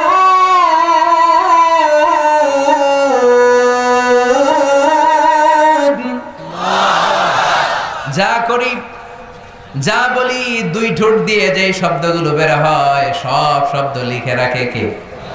এই জন্য মুমিন যা বলে ভালোটা বলে, কল্যাণের কাজ করে। যেটা বলবে কল্যাণের কথা বলবে, যেই দিকে যাবে কল্যাণের পথে ছুটবে। মুমিন কখনো কোনো অনর্থক কাজ করে নাকি? মুমিন কান দিয়ে যা শোনে, এই শোনাটাতে সওয়াব আছে না নাই? আপনি যদি হিন্দি গান শুনেন সওয়াব আছে? দুম্মা চলে দুম, তুঝে দেখা তুহে জানা সানাম, সওয়াব আছে? কথা বলেন। যেন কানে শুনি সদা তোমার কালাম, হে খোদা চোখে যেন দেখি শুধু কোরআনের আয়াত। শোনো আমার মুনাজাত, পড়েন। শোনো শোনো ইয়া ইলাহি আমার মুনাজাত, শোনো আমার মুনাজাত, পড়েন আমিন। এজন্য কখনো মুমিন ঝগড়ায় যায় না, মারামারিতে যায় না, কিলাকিলিতে যায় না। মুমিন মুখ দিয়ে যেটা বলে ভালোটা বলে, মুমিন কান দিয়ে যেটা শোনে ভালোটা শোনে। কেউ যদি পায়ে পাড়া দিয়ে ঝগড়া লাগতে চায়, মুমিন তাদেরকে সালাম দেয়। কি দেয়? কথা বলেন। আপনি কোরআনের পক্ষে থাকতে চান, আপনি পাঞ্জাবি পড়ছেন, সাদা পাঞ্জাবি সাদা রাখতে পারবেন না, লোকজন ওটাতে কালি ভরাই দিতে চাবে, আপনার পায়ে পাড়া দিয়ে ঝগড়া করতে চাবে, এরকম আছে না নাই? আপনাকে ঝুঁকি নিয়ে ইসলামের পক্ষে কথা বলতে হবে। চিল্লা এখন ঠিক কিনা?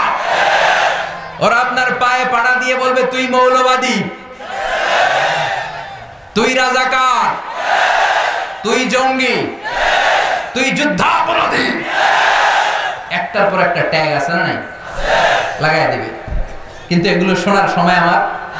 বিশ্বনবী বলেছেন তা শায়ের, তুমি কবি, বলেছেন তা কাহেন, তুমি গণক, বলেছেন তা মাজনুন, তুই তো পাগল। বিশ্বনবী বলে তোদের এই কথাগুলো শোনার সময়টাও আমার নাই। চিল্লায় বলেন ঠিক কিনা? এজন্য কে আমারে মৌলবাদী ডাকে, কে আমারে জঙ্গি ট্যাগ লাগায়, ওগুলো শোনার সময় আমার নাই। আমার ভালো করে জানা আছে আমি জঙ্গি না, আমি মুজাহিদ। আমরা কি? যারা ইসলামের পক্ষে তারা মুজাহিদ, যারা বিপক্ষে ওরা জঙ্গি। চিল্লায় বলেন ঠিক কিনা? সাইয়েদনা মুসা আলাইহিস সালাম ছিলেন মুজাহিদ, তাহলে বড় জঙ্গিটার নাম কি? ফেরাউন। সাইয়েদনা ইব্রাহিম ছিলেন মুজাহিদ, তাহলে জঙ্গিটার নাম কি? বিশ্বনবী ছিলেন মুজাহিদ, তাহলে জঙ্গিটার নাম কি? যারা হকের কথা এই বাংলার জমিনে বলে তারা মুজাহিদ, আর ইসলামের বিপক্ষে যারা শাহবাগে আন্দোলন করে এক একটা জঙ্গি। চিল্লায় বলো ঠিক কিনা?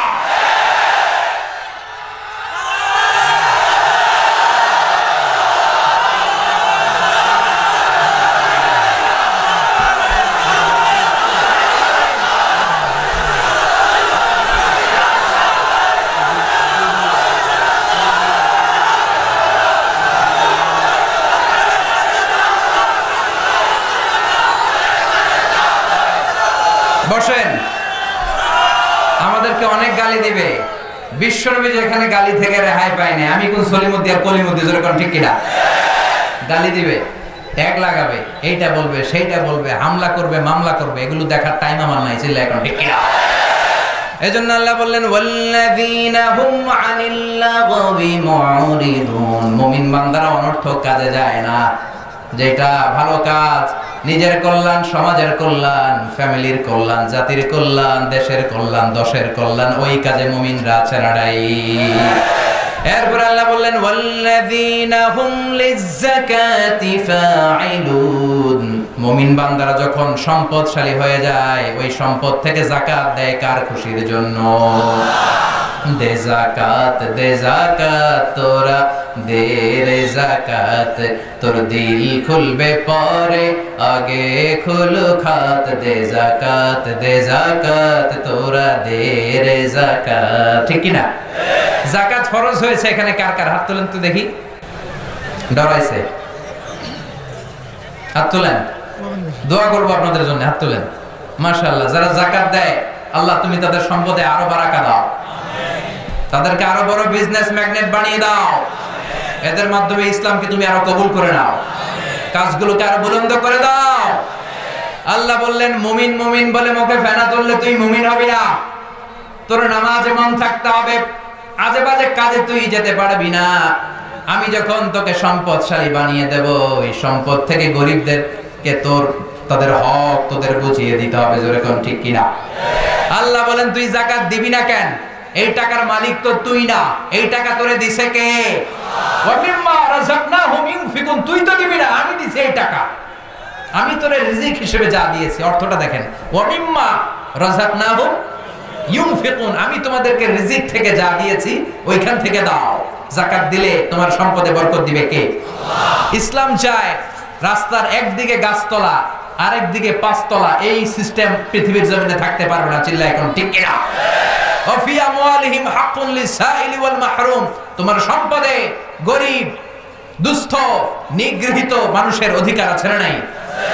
আমি যদি ধনী হই, যাকাত দেয় আমার জন্য কি? কথা কয় না? আর যারা আমার এলাকায় গরীব আছে ওর জন্য কি যাকাতের টাকা নেওয়া ফরজ? ও যদি আমি যাকাতের টাকা নিব না, না খাইয়া থাকুন, রোজা রাখুন, কইতে পারে না? ওর জন্য কিন্তু যাকাতের টাকা নেওয়া ফরজ না, আমার পৌঁছে দেওয়া ফরজ। তার মানে আমি যাকাতের টাকা দিয়ে ওর প্রতি কোনো করুণা করি নাই, কোনো দয়া দেখাই নাই, বরং ও আমার থেকে যাকাত নিয়ে আমার ফরজ কাজটা আমলের সুযোগ আমারে করে দিয়ে আমারে দয়া করছে। কথা বলেন? এজন্য ফরজ হওয়ার সাথে সাথে যাকাত আদায়ের দরকার আছে না নাই? ওয়াল্লাযীনা ইয়াকনিজুনা আয-যাহাবা ওয়াল ফিদ্দা ওয়া লা ইউনফিকুনাহা ফি সাবিলিল্লাহ ফাবাশশিরহুম বিআযাবিন আলীম। সম্পদ হয়েছে, ব্যাংক ব্যালেন্স আছে, এফডিআর আছে, সঞ্চয়পত্র আছে, প্রাইস বন্ড আছে, ফ্ল্যাট আছে, গাড়ি আছে, বাড়ি আছে, মাল্টিন্যাশনাল কোম্পানি আছে, এরপরও যাকাত দেয় না, এগুলো জমিয়ে রাখে। বিশ্বনবীকে আল্লাহ বললেন ওদেরকে, ওই ডাকাতদেরকে তুমি কঠিন আযাবের সুসংবাদ দাও। বলেন তো আযাবের কি সুসংবাদ হয় না দুঃসংবাদ? এখানে আল্লাহ সুসংবাদ বললেন কেন? আল্লাহ বললেন এই জন্য শাস্তিটা সাধারণ শাস্তি না, এটা ভয়ানক শাস্তি, এটা ডেঞ্জারাস শাস্তি। পরীক্ষায় ছেলে একটা সাবজেক্টে ফেল করেছে, মা বলে বাবা ইংরেজি পরীক্ষায় ফেল করছস, তোর বাপে আসলে এমন মাইট দিব, মাইট দিলে মজা টের পাবি। অমিয়া মাইট দিলে কি মজা লাগে না ব্যথা লাগে? তো মার তো বলা দরকার ছিল ব্যথা টের পাবি, কিন্তু কইছে কি মজা টের পাবি। তার মানে মাইটটা যে করা হবে, মাইটটা বড় ডেঞ্জারাস হবে, ডেঞ্জারাস। ফাতুকওয়া বিহা জিবাহুম ওয়া জুনুবুহুম ওয়া যুহুরুহুম। লোহার খুন্তি 1000 বছর জাহান্নামের আগুনে জ্বালিয়ে 3 জায়গায় ছেকা দেওয়া হবে, একটা কপালে, একটা দুই পাজরে, আর একটা পিঠের মধ্যে। আল্লাহ আযাব থেকে তুমি আমাদের বাঁচাও। আমিন। আবার বিশ্বনবী বললেন সুজাআন আকরা, টেকো সাপ, অ্যানাকোন্ডা, পাইথনের মতো ভয়ঙ্কর সাপ, যে সাপের মাথায় কোনো চুল নাই, পৃথিবীর সাপের মতো নয়, এর চাইতো অনেক অনেক বেশি ভয়ঙ্কর হবে সে সাপ। পা থেকে পেঁচিয়ে কোমর, কোমর থেকে পেঁচিয়ে গলা, গলা থেকে পেঁচিয়ে চোখের সামনে এসে বলবে আনা মালুক আনা কানজুক, আমি তোর ব্যাংক ব্যালেন্স, আমি তোর টাকা, আমি তোর এফডিআর, আমি তোর সঞ্চয়পত্র, আজকে আমারে খা, আজকে আমারে, আজকে কি সাপ ওরে খাবে না ও সাপেরে খাবে? সাপের এক একটা ছোবলে তার পুরো দেহটা পয়জনাস হয়ে, ভেনামাস হয়ে, বিষাক্ত হয়ে জামিনের ভেতরে 70 হাত গেড়ে যাবে। এজন্য আল্লাহ বললেন গোলাম ওয়াল্লাযীনা হুম লিযাকাতি ফাইলুন, মুমিন বলে যদি নিজেদেরকে দাবি করতে চাও 3 নাম্বার গুণাবলী যাকাত দিয়ে দাও। যাকাত আল্লাহ ফরজ করেছেন সমাজ থেকে দারিদ্রতা বিমোচনের জন্য। 10 টাকার নোট 500 জনের লাইন ধরে 10 টাকা দিয়ে দেয়, এটা কি যাকাত দেয়া হলো না ডাকাতি হলো? এটা যাকাত দেওয়ার সিস্টেম নয়। আপনি 10,000 লোককে দিতে হবে না, আপনি 10টা লোককে দেন, 5টা দেন বা 3 জনকে দেন, কিন্তু কর্মসংস্থানের ব্যবস্থা করে দেন। এমন কিছু করে দেন যেটা দিয়ে কিছু করে টোরে সে খেতে পারে, ফ্যামিলিটারে চালাতে পারে, আর কোথাও যেন জাকাতের জন্য হাত পাতা না লাগে। চিল্লা এখন ঠিক কিনা? আপনি যদি দেখেন লোকটা গায়ে গতরে অনেক শক্তিশালী, একটা সিএনজি কিনে দেন না, ও সিএনজি চালায়া অটো রিক্সা চালায়া ফ্যামিলিটারে চালাইতে পারবে না? একটা গাভী কিনে দেন না, গাভীর দুধ বিক্রি করে ফ্যামিলিটা চালাইতে পারবে না? একটা টঙের চায়ের দোকান করে দেন, চা দোকান আছে এদিকে, বেশি পয়সা লাগে চায়ের দোকান বানায় দিতে? অল্প কিছু পয়সা লাগে। একটা ফ্লেক্সি লোডের দোকান দিয়ে বসায় দেন, ও আর কারো কাছে টাকা চাইবে না। এটা হচ্ছে যাকাত দেওয়ার সিস্টেম। এই সব পদ্ধতি ভুলে গিয়ে পত্রিকা অ্যানাউন্সমেন্ট দিয়ে দেয়, অমুক এলাকার শিল্পপতি অমুক দিন অমুক জায়গায় যাকাতের শাড়ি দিবে। তোর বউরে দে ওই শাড়ি, তোর শাশুড়িরে দে ওই শাড়ি, তোর মেয়েকে ওই শাড়ি পরিয়ে রাস্তায় বের কর। একবার ধোয়ার পরে ওই শাড়ির মধ্যে আর কোনো রং থাকে না, পাতলা একটা শাড়ি। একবার পরে দ্বিতীয়বার ওটার মধ্যে পানি লাগাইলে শাড়ি আপনার দিকে চাই বেসকি দিয়ে থাকে, আছে না নাই? এটা শাড়ি না মশারির কাপড় কেউ জানে না, আছে না নাই? যাকাতের শাড়ি, যাকাতের লুঙ্গি বলতে ইসলামে কোনো সিস্টেম নাই। ওমরে ফারুক বলতেন এমন ভাবে যাকাত দাও যাতে কখনো ওই লোকটার অন্য জায়গায় যাকাতের লাইনে দাঁড়ানো না লাগে। আবার এই যাকাতের শাড়ি আনতে যে, যাকাতের লুঙ্গি আনতে যে ধাক্কা ধাক্কি আর মারামারিতে অনেক লোক পদপৃষ্ট হয়ে দুনিয়া থেকে বিদায় হয়েছে, কোন ঠিক কিনা? শিল্পপতি তো ঠ্যাং ভেঙে আল্লাহ করে শায়েস্তা করবে, চিল্লা এখন ঠিক কিনা? এই যতগুলো লোক মারা গিয়েছে তোমার মেহমান হয়ে এসেছিল তারা যাকাত নিতে, 9 জন বা 11 জন একবার এট এ টাইমে 9 জন মহিলা মারা গিয়েছে শাড়ি আনতে যায়। কিয়ামতের দিন ওই ডাকাতের হিসাব আছে না নাই? এজন্য ওয়াল্লাযিনা হুম লিযাকাতি ফাইলুন, বিজনেস ম্যাগনেট যারা, তারা যাকাত এইভাবে দেয় না, তারা খুঁজে খুঁজে নিজের ফরজ আদায়ের জন্য দারিদ্রতা বিমোচন করতে যে যাকাত আদায় করে, চিল্লায় বলেন ঠিক কিনা? এরপর আল্লাহ বললেন ওয়াল্লাযিনা হুম লিফুরুজিহিম হাফিযুন। 4 নাম্বার গুণ শেষ হয়ে আসতেছে, মনোযোগ আছে তো? আর কয়েক মিনিট লাগবে, থাকবেন তো? ওঠা বসা করবেন না তো?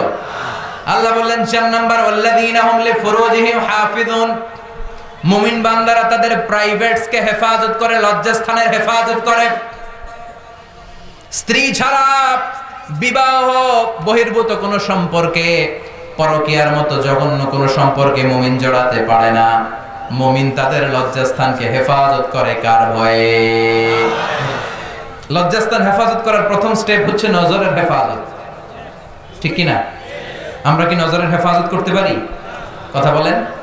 আমাদেরকে বলা হয় ধর্ষণ করো না, রাষ্ট্রীয় স্লোগান ধর্ষণ করো না, কিন্তু ধর্ষণের যত উপাদান পুরো সমাজের মধ্যে আছে না নাই?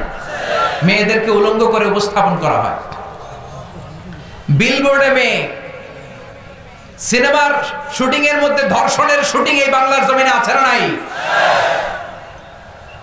পত্র পত্রিকায় রূপালী পর্দার নায়িকাদের হাফ নেকেড ছবি, খবর দেখতে যাও খবর দেখার সুযোগ নাই, সেখানে নারীকে বিজ্ঞাপনের পণ্য ভোগের সামগ্রী করে উপস্থাপন করা হয়।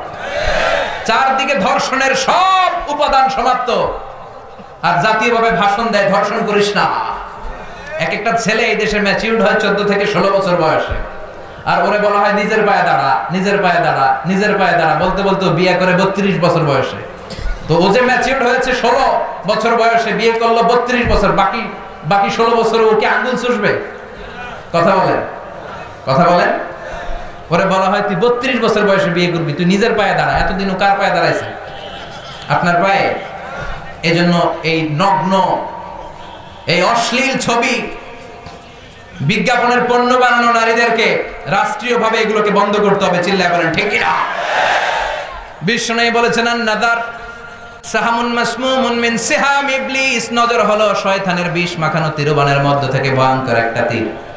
এই বিষ মাখানো তীর দিয়ে শয়তান যুবক যুবতীদেরকে কাবু করে ফেলে। একটা ছেলে একটা মেয়ে শুরুতেই কি অপকর্ম করে? কথা কন না। আগে কি করে? চোখে চোখে কথা, আছে না নাই? হ্যাঁ, জিএফ বিএফ কি বলে এটারে? বয়ফ্রেন্ড আর গার্লফ্রেন্ড। খাইছে বাংলাদেশটারে। এখন সবার একটা করে জিএফ থাকে, গার্লফ্রেন্ড। গার্লফ্রেন্ড নাই কার কার হাত তো? ওই মুরব্বি চাচাও তুলছে। আল্লাহ হেফাজত করো। সত্যি কথা যদি বলে থাকে এদেরকে তুমি আল্লাহর ওলি বানায় দাও। বিবাহ বহির্ভূত কোন সম্পর্কের সাথে ইসলামের কোন সম্পর্ক, চোখকে হেফাজত করতে হবে।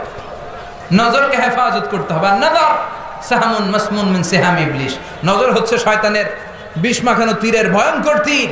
প্রথমে অপকর্ম হয় না, প্রথমে হয় নজরের অদল বদল, চোখে চোখে তাকানো, চোখে চোখে কথা, মিটি মিটি আছে না নাই এটা।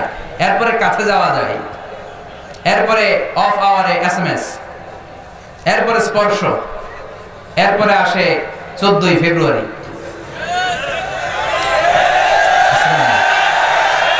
বিশ্ব ভালোবাসা, বিশ্ব বেহায়াপনার একটা দিন, বিশ্ব গজবের একটা দিন, কুলাঙ্গারদের কর্মকাণ্ডের একটা দিন। চিল্লায় বলো ঠিক কিনা? বিয়ে ছাড়া কোন সম্পর্ককে ইসলাম এলাও করে না। এজন্য অল্প বয়সে বিয়ে করো, ম্যাচিউরড হইলেও বিয়ে করো। ছেলের বাপ মেয়ের বাপ যারা আছেন বিয়েটারে সহজ করে দেন। অল্প বয়সের জন্য ছেলেরা বিয়ে করতে পারে। ও ইন্টারমিডিয়েটে পরেও টিউশনি করে 500 টাকা পায়, 1000 টাকা মোহর দিয়ে বিয়ে করে বউ নিয়ে আসবে। ঠিক কিনা? আল্লাহ তুমি বুঝার তৌফিক দাও। বিয়েটা যেন এই দেশে সহজ হয়, তুমি তৌফিক দাও। ইসলাম বলে তুমি ভালোবাসা বিনিময় করবা বিয়ের পরে। স্ত্রীর সাথে তুমি যে রাত্রিবেলা এক কম্বলের নিচে শুয়ে থাকো, ওই প্রতিটা মুহূর্তে তোমার আমলনামা সওয়াব দিয়ে ভরে দেয় কে? স্ত্রীকে ভালোবাসার গান শোনালে সওয়াব আছে না নাই? কক্সবাজারে বেড়াতে নিলে সওয়াব আছে না নাই? তোমারে লেগেছে এত যে ভালো, চাঁদ বুঝি তা জানে, রাতের আধারে দোসর হয়ে তাই সে আমারে টানে, চাঁদ বুঝি তা জানে। ঠিক কিনা? এটা আজকে যে বাড়িতে শোনাবেন, শোনাবেন না? মুরব্বীরা কয় না শোনাইতাম না, আগে শোনায় ফেলাইছি সব। স্ত্রীর সাথে ভালোবাসার বিনিময় করলে সম্পর্ক আল্লাহ শক্তিশালী করে দেয়, মজবুত করে দেয়। আপনার হাত স্ত্রীর হাতের সাথে মিলালে 2 হাতের সগীরা গুনাহ মাফ করে কে? স্ত্রীর জন্য যে খরচ দেন, টাকা দেন, এটাও সদকা দেওয়ার সব। চিল্লায় বলেন আল্লাহু আকবার। এরপর আল্লাহ বললেন ওয়াল্লাযীনা হুম লিআমানাতিহিম ওয়া আহাদিহিম রাউন। 5 নাম্বার আর 6 নাম্বার গুণাবলীর জন্য আল্লাহ 2টা আয়াত ব্যবহার করেন নাই, এক আয়াতে মেরে দিয়েছে। সুবহানাল্লাহ পড়েন। মুমিন বান্দার 5 নাম্বার গুণ, মুমিন বান্দা আমানতের হেফাজত করে। মুমিন বান্দার 6 নাম্বার গুণ, মুমিন বান্দা প্রতিশ্রুতি দিলে প্রতিশ্রুতি রাখে। প্রতিশ্রুতি দিলে রাখার দরকার আছে না নাই? আপনার কাছে আমানত দিয়ে গেলে হেফাজতের দরকার আছে না নাই? ট্রাস্ট অর্থিনেস, এটার বলে আমানত। বিশ্বনবী ছিলেন সাদিক আল আমিন, মক্কার সবচাইতে বড় বিশ্বাসী লোক। লোকজন মক্কার বিশ্বনবীর বিরোধী পার্টিরা দল করতো আবু জাহেলের, উতবার, সাইবার, কিন্তু আমানত রাখলে আবু জাহেলের কাছে না রেখে বিশ্বনবীর বাড়িতে রেখে যেত। ইন্টারেস্টিং না? সুবহানাল্লাহ পড়বেন না? এজন্য আল্লাহ বললেন ইন্নাল্লাহা ইয়া'মুরুকুম আন তুআদ্দুল আমানাতি ইলা আহলিহা। আল্লাহ আদেশ করেছেন তোমার কাছে যে আমানত আছে, আমানতের যে হকদার, হকদারের কাছে আমানত পৌঁছে দাও। আমানতের খেয়ানত, এটা হচ্ছে মুনাফিকের আলামত। আমরা কি মুনাফিক হতে চাই? আমানত এটা ব্যাপক বিষয়। আমার কথা বলার যোগ্যতা আছে, এই যোগ্যতা আমার আমানত। আমাকে আল্লাহ টাকা দিয়েছে, এই টাকা আমার আমানত। আমাকে আল্লাহ ক্ষমতা দিয়েছে, এলাকায় আমি প্রভাবশালী, আমি চাইলেই সমাজটা সুন্দর করতে পারি। এই ক্ষমতাটা, এই ব্যক্তিত্ব, এই পার্সোনালিটি, এটা আমার আমানত। আমার স্ত্রী আমার কাছে আমানত, আমার সন্তান আমার কাছে আমানত। খতিব সাহেব, জুমার দিনের সব মুসল্লিগুলো আপনার কাছে আমানত। চেয়ারম্যান সাহেব, পুরো ইউনিয়ন পরিষদটারে ঠিক করে দেয়া আপনার কাছে আমানত। মেম্বার অফ দ্য পার্লামেন্ট, তোমার নির্বাচনী পুরো এলাকাটা তোমার আমানত। এই 56,000 বর্গ মাইল মাননীয় প্রধানমন্ত্রী শেখ হাসিনার কাছে আমানত। 47 সদস্য বিশিষ্ট বিশাল মন্ত্রী পরিষদ হয়েছে, আমার লাল সবুজের পতাকাটা আপনাদের কাছে আমানত। আপনি এমপি, আপনার অনেক দায়িত্ব, আপনার তো রাতে ঘুমিয়ে আসার কথা না। মিডিয়ার সামনে দাঁত কেলিয়ে হাসেন কি করে আপনি? মেম্বার অফ দ্য পার্লামেন্ট, অনেক দায়িত্ব আল্লাহ তাকে দিয়েছে। আপনার নির্বাচনী এলাকায় কোথাও ইয়াবার আড্ডাবাজি হতে পারবে না। চিল্লা এখন ঠিক কিনা? আপনার নির্বাচনী এলাকার কোন সিএনজি স্টেশনে শীতের রাতে কম্বল ছাড়া কেউ রাত্রে ঘুমাতে পারবে না। পথ শিশুগুলারে খাবারের ব্যবস্থা করে দেওয়া, সুবিধা বঞ্চিত মানুষের কাছে সুবিধা পৌঁছে দেওয়া, ধর্ষিতা যারা হয়েছে 24 ঘন্টার আলটিমেটামে বিচারের ব্যবস্থা করা, সব আমানত। It's a very broad issue. যাকে আল্লাহ যেই দায়িত্ব দিয়েছে সবটাই তার জন্য আমানত। আর এই আমানতের খেয়ানত হলে কিয়ামতের ময়দানে বিচার আছে না নাই? এরপর আল্লাহ বললেন ওয়া আহাদিহিম রাউন, কথা যেটা দিয়েছো কথা রাখবা। অনেকে আমরা মাইক পাইলে একটার পর একটা প্রমিস দেই, এটা দিমু, ওইটা দিমু, চাকরি দিমু, চাইল দিমু, ডাইল দিমু, মোবাইল দিমু, ব্লাউজ দিমু, আছে না নাই? মোবাইল দিবে, ব্লাউজ দিবে, সব দিবে, আছে না নাই? যেটাই ওয়াদা করবেন ওয়াদাটা রাখতে হবে। এটা নবীদের সুন্নাহ, এটা ভালো মানুষের সুন্নাহ, এটা আল্লাহওয়ালাদের সুন্নাহ। চিল্লায় বলো ঠিক কিনা? 5 আর 6 নাম্বার আল্লাহ একসাথে বললেন ওয়াল্লাযীনা হুম লিআমানাতিহিম ওয়া আহদিহিম রাউন। মুমিনরা যখন কথা দেয় তারা কথা রাখে। কথা যখন দেয়, আমাদের দেশে কেউ কথা রাখতে চায় না, এজন্য কবি কবিতা লিখেছে কেউ কথা রাখেনি, আছে না নাই? আহাদ মানে প্রমিস, ওয়া আউফু বিল আহাদ ইন্নাল আহাদা কানা মাসউলা। তুমি যেই কথা দিয়েছো, প্রমিস দিয়েছো, কিয়ামতের দিন in the day of resurrection তোমারে জিজ্ঞেস করবে কে? বিশ্বনবী বললেন আমানতের খেয়ানত যারা করে এরা মুমিন না, এরা মুনাফিক। কথা দিয়ে যারা কথা রাখে না এরা মুমিন না, এরা মুনাফিক। 7 নম্বরে আল্লাহ বললেন ওয়াল্লাযীনা হুম আলা সালাওয়াতিহিম ইউহাফিযুন। উঠতেছেন কারা দেখি? হ্যাঁ, এদিকে কারা উঠলো দেখি তো? উঠছে কারা দেখি? ওয়াদা দিয়েছেন না শুরুতে ওয়াল্লাযীনা হুম লিআমানাতিহিম ওয়া আহদিহিম রাউন। মুমিনরা যখন প্রমিস দেয়, প্রমিস রাখে। তো প্রমিস রাখতে হবে না? রাখেন, রাখেন। একসাথে বিদায় নিব ইনশাআল্লাহ। পড়েন। আল্লাহ বললেন ওয়াল্লাযীনা হুম আলা সালাওয়াতিহিম ইউহাফিযুন। মুমিন বান্দাদের 7 নাম্বার মানে সর্বশেষ গুণাবলী হলো মুমিন বান্দারা সব সময় সালাতকে হেফাজত করে। জোরে কোন ঠিক কি না? মুমিন সব কামাই দেয়, সালাত কামাই দেয়। কথা বলেন। সব ছাড়তে রাজি, নামাজ ছাড়তে রাজি? নামাজকে কায়েম করব, ঠিক কি না? সালাতে কায়েম করো, সালাতে কায়েম করো, হবে সম্মানী তুমি, হবে জান্নাতি তুমি, হবে সম্মানী তুমি, হবে জান্নাতি তুমি। দিবে কাল হাসরে শীতল ছায়া আরশে আজিম। রাব্বিয়াল আলা, রাব্বিয়াল আযীম, রাব্বিয়াল আলা, রাব্বিয়াল আযীম। সুবহানাল্লাহ পড়ে। মুমিন বান্দারা নামাজ কামাই করে না। আল্লাহ বললেন হাফিজু আলাস সালাওয়াত ওয়াস সালাতিল ওয়াসতা ওয়া কুমু লিল্লাহি কানিতিন। এই উম্মতের এত বৈশিষ্ট্য, এত মর্যাদা আল্লাহ দিয়েছে। অন্য উম্মতরা মসজিদ ছাড়া নামাজ পড়তে পারতো না, কিন্তু আমরা মসজিদে পড়লে যেমনি কবুল হয়, রাস্তায় পড়লেও কবুল করে কে? বাজারে পড়লে কবুল করবে কে? মাঠে পড়লে কবুল করবে কে? বিমানের মধ্যে নামাজের সুযোগ আছে না নাই? ওযু করতে পারি না, পানি নাই, তায়াম্মুমের ব্যবস্থা করে দিল কে? দাঁড়িয়ে নামাজ পড়তে পারি না, বসে বসে পড়লেও কবুল করবে কে? আবার কিয়ামতের দিন সর্বপ্রথম নামাজের হিসাব নেবে কে? এজন্য সালাতের কথা আল্লাহ 2 বার বললেন। প্রথমে বললেন আল্লাযীনা হুম ক্বাদ আফলাহাল মুমিনুন আল্লাযীনা হুম ফি সালাতিহিম খাশিউন, এক বচনে। 7 নম্বরে এসে বহু বচন করে দিলেন আল্লাযীনা হুম আলা সালাওয়াতিহিম ইউহাফিজুন। মুমিন বান্দারা সব কামাই দেয় কিন্তু সালাত কামাই দেয় না। প্লুরাল করে বললেন সব নামাজের ব্যাপারে যত্নবান। 5 ওয়াক্ত পড়ে, মাঝে মাঝে সুন্নাত পড়ে, নফল পড়ে, আবার রাত্রিবেলা চোখের পানি ছেড়ে ছেড়ে তাহাজ্জুদ পড়ে। জোরে কোন ঠিক কিনা? তাহাজ্জুদের যায় না মাঝে মরণ দিও প্রভু আমায়, একামতে দিনের কাজে কবুল করে নিও আমায়। পড়েন। তাহাজ্জুদের যায় না মাঝে মরণ দিও প্রভু আমায়, একামতে দিনের কাজে কবুল করে নিও আমায়। পড়েন আমিন। তাহলে এই 7টা গুণ মুমিন বান্দা আমাদের জীবনে ধারণ করার দরকার আছে না নাই? শুরু থেকে শেষ পর্যন্ত সবাই বলেন সফল হয়েছে কারা? সবাই বলছেন? আওয়াজ করে বলতে হবে সফল হয়েছে কারা? ওই মুমিনের কয় গুণ? সবাই কোন?